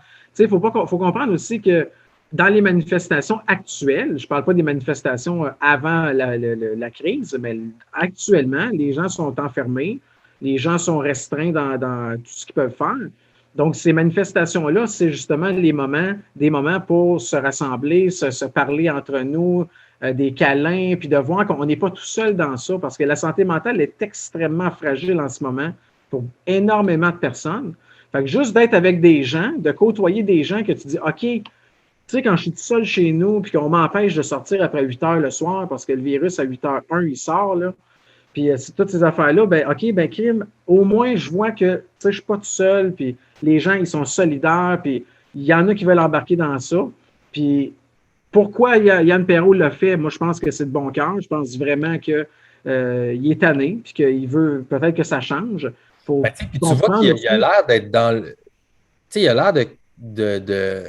Comment dire? Excuse-moi, je t'ai coupé, mais il a l'air de voir le besoin d'union, le besoin de l'amour. Moi, c'est le mot. Pour moi, c'est le besoin de l'amour au-delà de tout ça. Effectivement. Puis, il dit dans son entrevue aussi, il voit clairement, il dit, je pense qu'on est rendu ailleurs. Je pense qu'il catch aussi l'aspect que ça fait plus de sens, les mesures, tant que ça, avec ce qui se passe. Exactement. Puis, tu sais, quand ça fait, je ne sais pas combien de fois qu'on rouvre les salles de spectacle à 50% puis qu'on les referme, à un moment donné, les artistes, ils n'ont pas le choix de se rendre à l'évidence que s'ils ne mettent pas leurs pieds à terre puis ils ne disent pas ça suffit, bien, ça va continuer en 2022 puis en 2023 puis ils n'arrêteront pas, là. Tu sais, c'est ça que quand tu commences à dire des choses comme ça, que là, tout le monde t'attaque parce que, ouais, mais c'est pas ça, c'est parce qu'ils font ce qu'ils peuvent avec la science, puis la science évolue, fait que c'est sûr qu'il faut qu'ils s'ajustent. Puis là, ben, avec les gens, tu peux pas argumenter, à moins d'aller dans le profond de l'affaire, puis genre de vraiment aller dans les affaires scientifiques et tout ça. Toi, Gab, y a-tu quelque chose qui t'a marqué là-dedans ou juste nice job? Ben moi, je suis content d'entendre un artiste comme Yann Perrault se prononcer, tout simplement. Puis effectivement, ça fait du sens, ce qu'il dit. Faut enlever le focus de la négativité, puis voir l'amour et les familles. Et tu sais, c'est rendu plate, hein, mais le mot liberté, on aurait cru un jour que ça serait un mot péjoratif. Tu sais, voyons donc. Là, ouais. Donc, il y a vraiment une belle union. Il y a beaucoup de positifs, beaucoup d'amour, beaucoup d'entraide, beaucoup de solidarité. Les gens, il y en a peut-être qui pissent à côté d'une statue ou whatever. Premièrement, ça prendrait peut-être des toilettes. Là. Mais deuxièmement, je veux dire, la majorité des gens sont juste là. Ils ont nettoyé la statue de Terry Fox après. Je veux dire, les gens sont là pour faire le bien, ils ne sont pas là pour faire le mal. Puis le fait que Yann Perrault se prononce, c'est le fun parce que c'est un artiste, donc c'est un influenceur. Il y a des gens qui l'aiment, il est connu. Donc, ça va faire du bien à des gens de savoir qu'il y a un artiste qui se prononce. Puis je pense que c'est en continuant d'avoir tranquillement des gens qui démontrent leur témoignage, qui prennent parole, que tranquillement, mais sûrement, les gens vont juste comme ça va leur faire du bien, puis ça va juste renforcer ce combat-là qu'on doit livrer de façon peaceful, puis pacifique, à résister, puis à dire, écoutez, l'obligation vaccinale, moi, là, je m'en fous, man. Mettez des vaccins disponibles, mettons des masques s'il faut, protégeons les plus vulnérables. Mais l'obligation vaccinale, ça pose des problèmes. Ça pose des problèmes au niveau éthique. Puis pourtant, on est d'une société libérale. Là. La disposition de notre corps, là, c'est un cheval de bataille pour les libéraux, d'habitude. Là. Hein, tu peux être noir, tu peux être blanc, tu peux être gay, tu peux être hétérosexuel, bisexuel, tu peux être transsexuel, tu peux être n'importe qui. Tu peux décider de te faire avorter. C'est dans tes droits constitutionnels et les gens viennent au Canada pour cette liberté-là. Et maintenant, sous l'égide de cette dictature, on a passé le pass vaccinal. Puis, tu sais, Trudeau, il disait... Parce que, dans le fond, il disait... Non, mais juste... Ce que tu dis, c'est que la passe vaccinale, selon toi, c'est une façon d'enforcer le vaccin, right? C'est un peu ça que tu dis? Ben, la passe vaccinale, en fait, c'est au-delà du vaccin. C'est quand tu lis ton code QR à tes impôts pour faire tes déclarations, mais là, c'est le feu vert à beaucoup de contrôle au niveau du crédit social, par exemple. C'est pas farfelu de penser ça, mais ce que je voulais dire, c'est que Trudeau a réagi récemment par rapport au truckers, puis il disait « Je ne laisserai pas une poignée de minorités aller dans le sens contraire de la majorité des Canadiens qui sont pour le pass vaccinal. » Il n'y a personne qui a voté pour ça. Dans les élections, il n'y a personne au fédéral qui a fait un enjeu sur le passeport vaccinal. Puis crois-moi que s'il y en avait eu un sans pandémie, la plupart des gens n'auraient pas voté pour. C'est juste qu'il l'a inséré alors qu'il y avait une crise. Et ils l'ont enfilé en douce. Et quand il parle de relâchement, il ne parle pas de relâchement du passeport vaccinal. C'est la normale et avec le passeport vaccinal. Et pour moi, là, il y a un enjeu éthique, moral, sociétal à livrer comme bataille. Nonobstant de la pandémie, il faut faire attention aux gens vulnérables, mais c'est que les gens ont pris pour acquis que le pass vaccinal, c'était la normale à cause qu'on était en situation de crise. Quand tu es en situation de crise, tu ne réfléchis pas, tu réagis.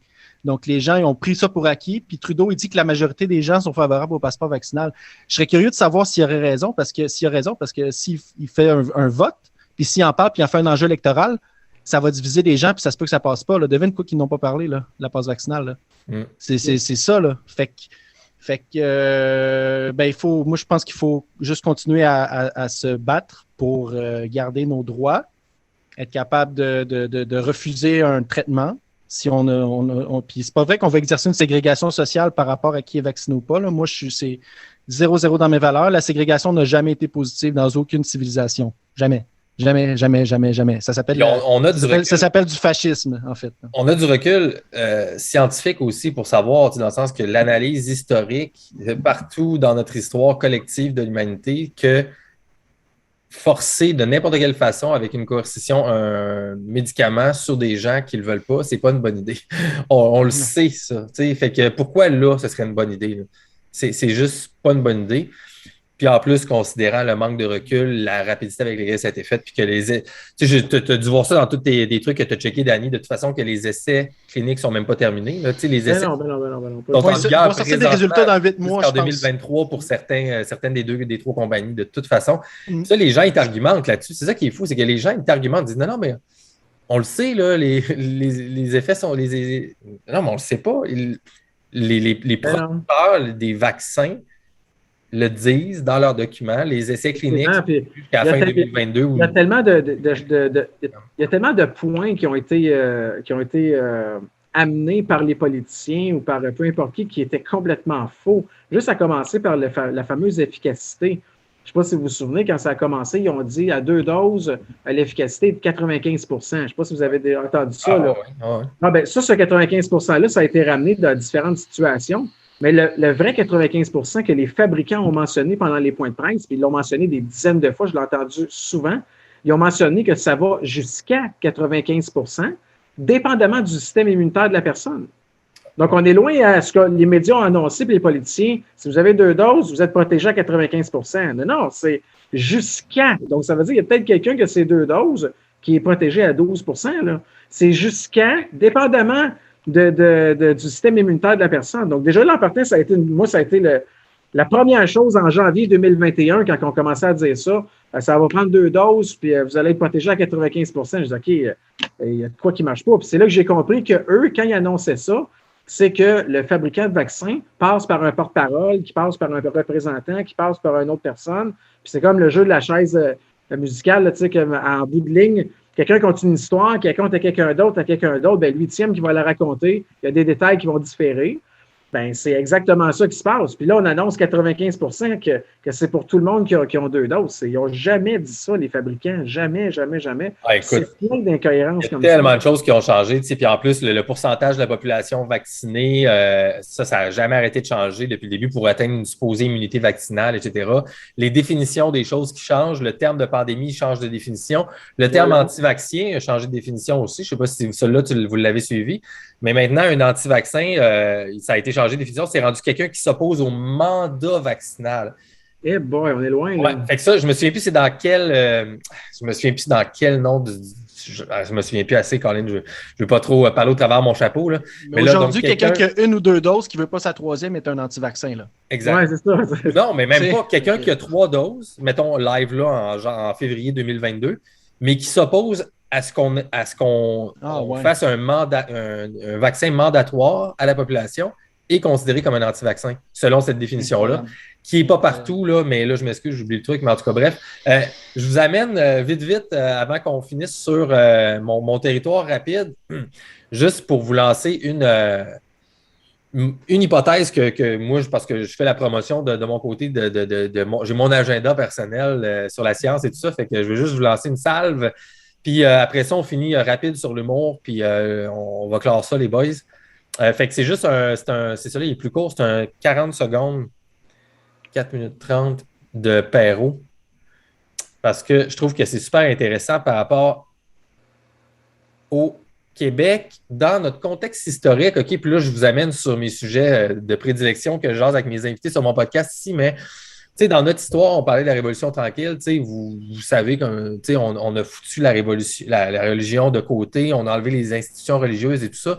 Fait que le Québec, c'est comme débarrassé de la religion systémique catholique au Québec et tout ça. Puis avec d'autres invités, moi, ce qui m'intéresse, un des terrains que je travaille de réflexion, juste pour qu'on essaye de s'enligner intellectuellement au Québec, c'est qu'est-ce qui a remplacé la religion? Puis en quoi est-ce qu'on croit maintenant qu'on n'a plus la religion qui nous guidait, vers où on s'en va? Puis y a-t-il un vide spirituel au Québec? Moi, ça me passionne comme sujet en lien avec la science. Fait que moi, je travaille beaucoup ces questions-là. Fait que je voulais vous partager l'extrait de Yann Perrault ici. Puis moi, ben, c'est là que je suis. Puis c'est fragilisant, là, de prendre la parole, de dire son petit mot, de lever ton flag, puis là, tout de suite, tu te fais traiter de conspirationniste, d'anti-vax. Je tiens à dire que je suis double vacciné, que j'ai toujours suivi les règles. Je veux dire, je crois, comme je vous ai dit, à la science, puis j'ai pas l'intention de dire que tout ça, c'est de la merde. C'est juste qu'à un moment donné, je pense qu'au bout de 2 ans, on peut s'entendre que là, on est en train de changer de mood. Puis je pense que je suis pas le seul à le penser puis à avoir envie d'en parler. Tu sais. Fait que c'est un court extrait. Puis la chose que je veux mettre en relief là-dedans, puis vous lancer à vous autres, juste entendre vos réactions rapides, c'est, je ne sais pas si vous avez entendu comme il faut, mais ce qu'il dit, c'est évidemment, malgré sa sortie, il faut qu'il se justifie évidemment tout de suite. Parce que ça, c'est au début de l'entrevue. C'est dans les premières choses qu'il a tout de suite sorti clair et tout ça, il faut qu'il se justifie d'être vacciné. Et ensuite de ça, qu'est-ce qu'il dit? Il dit « Je crois à la science ».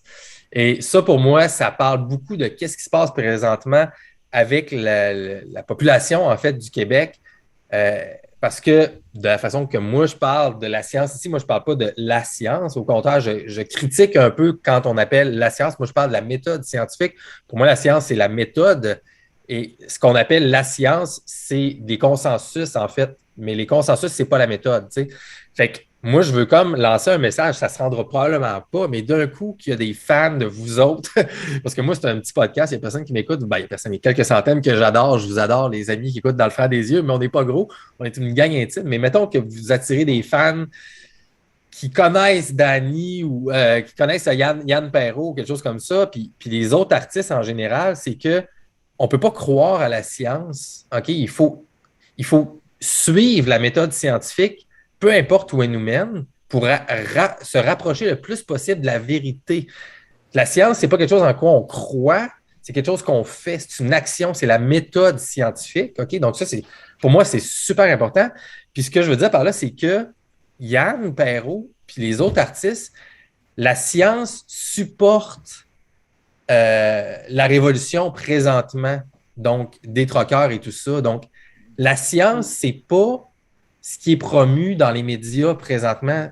La méthode scientifique, c'est pas ce qui est promu dans les médias présentement, c'est la science, mais on le sait pas c'est quoi la science qui est décidée par la santé publique parce que c'est pas transparent. Fait qu'on ne suit pas la méthode scientifique parce qu'on n'a pas de la transparence. Puis, Danny, tu le sais très bien parce que tu as écouté les points de presse. Puis, ce qu'on se fait dire, c'est pas la même chose qu'ils disent dans les points de presse. Fait qu'il y a plein de boîtes noires, en fait, auxquelles on n'a pas accès. Fait que la science, présentement, qu'on se fait vendre en tant que public québécois puis que citoyen québécois, ne suit pas la rigueur de la méthode scientifique.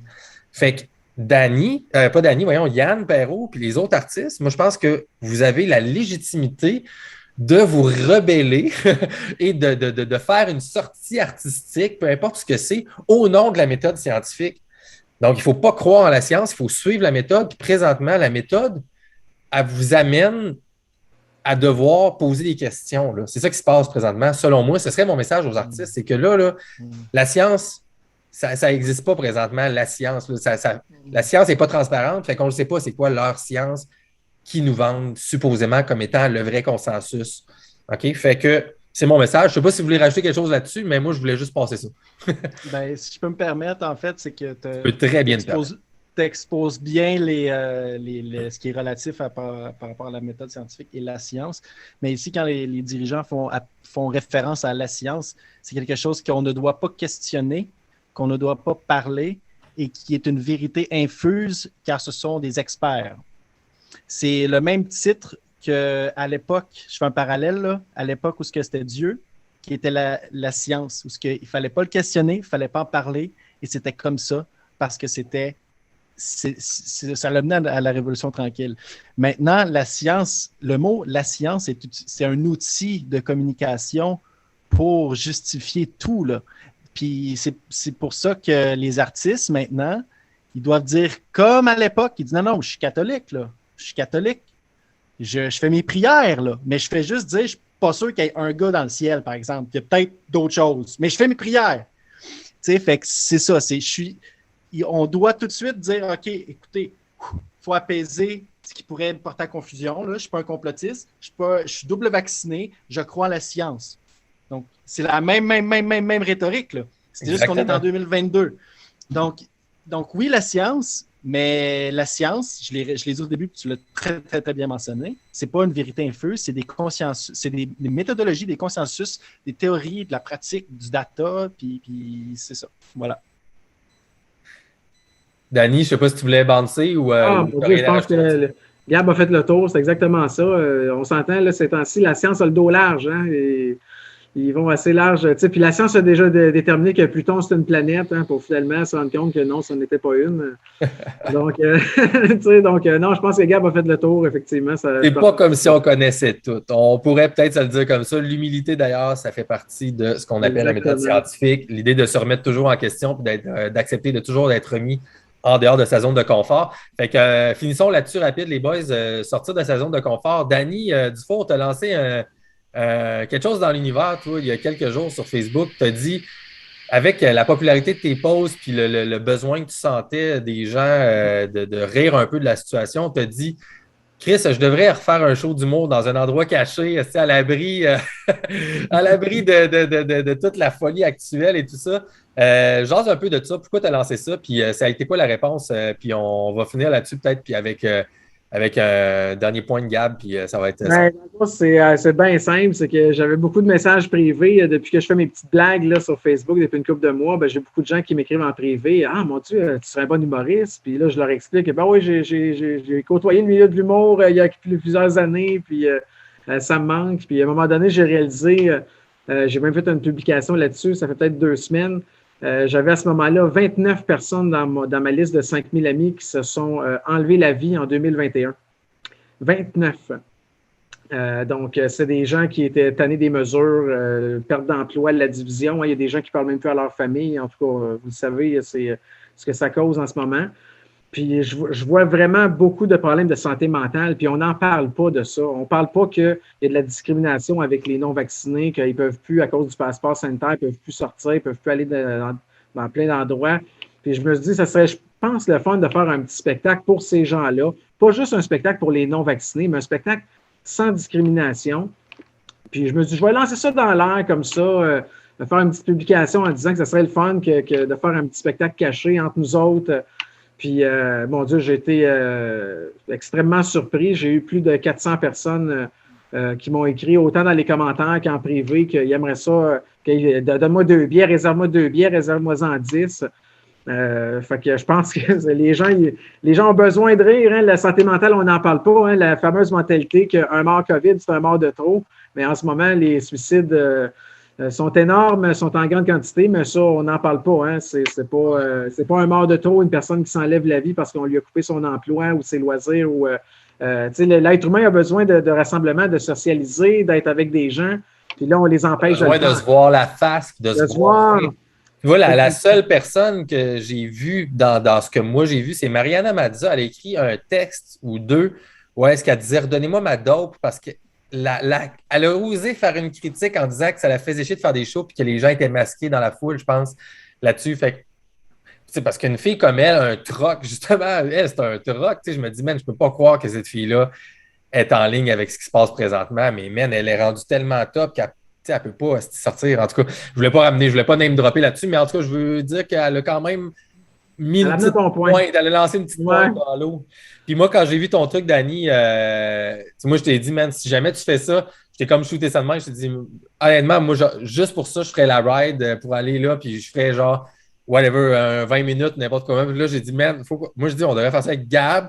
Gab, je veux te forcer la main contre ton gré, t'injecter en toi le désir de faire un show de la résistance. Regarde, sérieusement. Tu vas animer, man. Tu vas nous faire un gros 20 minutes d'intro. Moi, je vais te faire ta première partie après ça, Danny, puis tu vas clore un 45 minutes. Boum! On devrait faire ça. Ça serait malade. Sérieusement, j'ai beaucoup de propositions, des gens qui proposent des scènes extérieures pour ne pas avoir de problème. Mais tu sais, encore là, le Carnaval de Québec, là, je pense qu'ils vont demander le passeport vaccinal, même si c'est dehors. Ils cherchent des façons de discriminer les gens le plus possible. Mais j'ai eu beaucoup de propositions, des gens dans un gym, dans une grange, dans ci, dans ça. Je t'avais tout analysé ça. Parce que, tu sais, quand on parlait en dehors des ondes, que il suffit d'une seule personne mal intentionnée qui dit qui sait où est-ce qu'on fait ça, puis qui appelle la police, puis là, ça vient tout gâcher l'ambiance. Puis, moi, je crois pas à ça. Là, ça a été même prouvé. Man, on a des convois de trockers au Québec. Tu peux entourer le show, man, la grange avec des trocs, des barrières, tout le kit, man. Vous ne viendrez pas faire chier notre show du beau. On s'en va faire un show à Ottawa devant le Parlement, man. Ouais, ça serait malade, hein? Ça serait malade. Mais je songe sérieusement, parce que j'ai lancé ça dans l'air, puis la réponse a été... une soirée, man. Non, je niaise, mais l'humour de la résistance, esprit, ça devrait être ça. Quelque chose du genre, man, 10 soirées avec les humoristes qui vont oser, man. Puis si c'est juste nous 3 pendant 10 shows, ben, that's it. Sérieusement, il faut faire quelque chose. Puis là, à ce temps que je vois que j'ai de l'appui des humoristes là, comme vous qui veulent embarquer dans... moi, je ne suis pas un humoriste. Je suis comme toi, là, tu sais, je me décris zéro. Je me suis comme quasiment jamais décrit comme un humoriste, sauf pendant 2 ans. J'étais comme, OK, j'ai fait genre 70% de mon salaire quasiment en tant qu'humoriste, fait que c'est pas pire. Mais, mais pour ça, man, puis de toute façon, j'ai le désir, mais tu sais, moi, genre, je sauterais là-dessus à 100 000 à l'heure juste pour la cause et tout ça. Puis, tu sais, je serais rouillé en estime, mais je pense que ça vaudrait la peine puis, de faire ça. Oui. Puis les gens, ils ont besoin de rire, les gens veulent rire. Je pense que tu mets des gens là, qui ne sortent pas depuis 6 mois parce que si on calcule le passeport, c'est depuis septembre. Septembre, octobre, novembre, décembre, janvier. Ben, c'est le 6e mois là, en février. Là. Ben, tu mets tous ces gens-là qui ne sortent pas depuis 6 mois ensemble pour une soirée d'humour, ça va exploser, là, c'est certain. Là. Man, fait que les boys. Moi, juste pour finir là-dessus, on s'en reparlera parce que c'est sûr que je suis dans avec ça. Puis il ne faut surtout pas jouer leur game. Il faut que ça soit inclusif pour tout le monde. Oui, absolument. Créer un vrai safe space où on peut parler de tout. Puis, parce qu'il y a beaucoup de gens qui ont 2 doses, ou 1 ou 2 ou 3, peu importe, qui eux aussi se sentent oppressés, mais chacun a ses raisons de prendre le vaccin ou pas et on doit respecter ça. Absolument. Fait que si tu veux venir rire avec nous autres parce qu'on décide de pointer du doigt les absurdités dans lesquelles on vit, écoute, man, il n'y aura juste pas de passeport vaccinal. Fait que sinon, tu peux venir. Exactement. Viens, tu sais, fait que... En tout cas, le masque, ce sera à voir, je vais vous laisser gérer ça. Moi, ce serait pas de masque, pas de passeport. Moi, je serais comme all the way, man. Mais... comme avant, comme dans le bon vieux temps. Moi, je pense je pense que le printemps va être bon, puis l'été va être bon. J'ai confiance. Ouais, j'ai beaucoup... Je pense qu'il va nous rester une grosse... Je pense qu'il reste... Je pense qu'il reste encore des grosses épreuves. Puis, en tout cas, je ne vais pas tomber là-dedans, mais parce que l'affaire, c'est qu'avec les troqueurs, là, il y en a qui sont là pour longtemps, mais il n'y a, pas le printemps encore. Il n'y a pas de plan à long terme. Ah non, mais attends une minute, le plan à long terme, c'est le printemps, mais qu'il fasse 12 degrés. Le printemps, là, il y a tout le temps... C'est pas ça que je veux dire. Mettons là, que eux autres, là, ils ont du fuel pour 2 ans, là, 3 ans. Là, ils peuvent rester là longtemps s'ils veulent, mais la question, c'est, mettons que ça dure 2 ans et demi, là, puis mettons, je niaise, là, mais ça pourrait être 2 mois, 2 jours, 2 ans et demi, puis qu'à un moment donné, mettons dans 2 mois au mois d'avril, Trudeau sort, puis il dit OK, vous avez gagné, on laisse tomber les mesures, puis de toute façon, la pandémie est rendue une endémie, puis tatata. Qu'est-ce qui se passe après? Ben, c'est le problème de toute le problème, c'est en fait la révolution. Mais là, je ne dis pas que c'est une révolution en soi, là. Je ne parle pas que c'est Che Guevara, etc. Mais la révolution a toujours ce problème-là, c'est qu'elle veut destituer le pouvoir établi. Puis c'est pour ça souvent que ça tombe en dictature, parce que les gens n'ont pas de... Ceux qui ont atteint le pouvoir n'ont pas de plan constructif. Mais l'affaire, c'est que si on reste démocratique puis qu'on veut ouvrir le dialogue, c'est à ce moment-là qu'on peut être civilisé puis amener les choses à changer. Puis hier, dans le téléjournal, il y avait quelque chose d'intéressant sur le chef de la police de la ville d'Ottawa qui disait on ne peut pas se mettre à sortir les gens de force parce que ça va créer du chaos. Puis là, en ce moment, c'est un problème national que moi, la police d'une ville, je devrais gérer. T'sais, donc non, c'est le premier ministre qui doit prendre les responsabilités d'ouvrir le dialogue et non pas le chef de police d'Ottawa. Puis il n'y aura pas le choix un jour ou l'autre d'ouvrir le dialogue. Puis moi, je crois qu'on a encore une chance avec la démocratie. Ce qu'on a là, on reste positif. J'ai hâte de voir. En tout cas, j'espère qu'il y a des gens qui pensent à l'intérieur de ce qu'on voit là, puis autour de ça, que pour avoir un plan. En tout cas, moi, c'est mon objectif, parce que moi, je me sens représenté par ça, mais il y a une partie de moi qui a peur, puis que je pense qu'il y a des doutes légitimes à avoir sur l'objectif final, puis qu'est-ce qui peut se passer après. Mais somme toute, l'union autour de ça, puis l'unité canadienne aussi, au-delà de nos différences de province et tout ça, l'aspect réunion, amour pacifiste et tout ça, moi, je pense que c'est ça la vraie révolution. Puis moi, tu vois, Gab, au contraire, moi, je pense qu'on commence une vraie révolution, puis plus que Che Guevara. Moi, je pense que c'est une révolution internationale, mondiale. Moi, je pense que la révolution est scientifique à la base, mais ça, c'est mon truc. Mais je pense que la fondation de tout ça, c'est la physique, puis c'est la biologie, puis tout ce qu'on comprend. Je pense que ça va vraiment là aussi. Avec tout ça, mais on verra. Le futur va le dire. Fait que les boys, merci d'avoir été là dans le franc des yeux. Mon objectif avec le podcast, tout le monde qui a écouté ça, c'est de vous permettre de voir des sujets au travers de différentes paires d'yeux, dans le franc des yeux, comme on dit ici, pour avoir un meilleur point de vue sur ce qui s'est passé pendant la pandémie. J'espère que vous avez apprécié ça. J'espère qu'il y a des gens qui étaient nouveaux, qui n'ont jamais écouté le truc, qui se sont joints grâce à Gab ou Danny. Ben, merci d'être là. Si vous voulez rester, moi, je fais des trucs un petit peu plus sérieux habituellement. C'est moins loufoque et tout ça. Je m'intéresse vraiment à l'aspect scientifique des choses. J'ai 8 épisodes avant vous où est-ce qu'on jase de science avec des médecins et des personnes de la science qui ont osé avoir des discours contraires au narratif principal. Puis, par transparence et franchise, j'ai envoyé 19 demandes à tous les experts qu'on connaît qui défendent la science dans les médias, etc. Pharmacien, Alain Vadeboncoeur, Némit, la santé publique, le Collège des médecins, tout ça, puis il n'y a personne qui a engagé. Mathieu Nadeau-Vallée, Justin Walmart, Trudeau, là, ils veulent pas. Ils veulent juste pas engager avec moi. C'est pas grave, je leur en tiens pas rigueur. C'est un petit podcast, il n'y a pas de fame ici, mais c'est juste plate de ne pas pouvoir avoir ces gens-là. Alors qu'on peut donner je veux donner la parole à tous les côtés. Fait qu'aujourd'hui, j'ai donné cette parole à Gab Dagenet et Danny Drouin. Gab Dagenet, toi, c'est ta page Facebook. Hein? Du faux, t'as dit Drouin. C'est du faux. C'est vrai. Avant le show, je t'appelais dans ma tête tout le temps Drouin, excuse-moi, Danny. Fait que Gab Dagenet, ta page Facebook. Ouais, j'ai ma page Facebook Gab Dagenet. J'ai un nouveau compte Instagram que j'ai recommencé il n'y a pas longtemps. Là. Il y a genre 4 abonnés, là, mais c'est Gab Dage. Je vais mettre ça dans les show notes. Et puis, Danny Drouin, toi, pour suivre tes Dufour! Voyons, tu vois, tu viens de me fourrer. Danny Dufour, excuse-moi. Oui, c'est très simple. Mais ma page s'appelle Danny Drouin. Fait que vous venez sur ma page. Tout est beau. Puis... allez. Allez sur la page de Gab Massu. Gab Massu. C'est drôle. Fait que Danny Dufour, on te suit sur ta page Facebook pour tes publications toujours loufoques et entertainantes sur la pandémie. Puis, c'est quand qu'on fait ce show-là? Il est en préparation, sérieusement. On regarde qui peut nous accueillir puis à quel endroit qu'on peut faire ça. Puis, sérieusement, on va s'arranger quelque chose bien le fun. Boum. Contactez Danny si vous avez des grosses offres, des idées ou des gros trucks pour barrer la porte aux fascistes qui voudraient venir déranger ce show-là.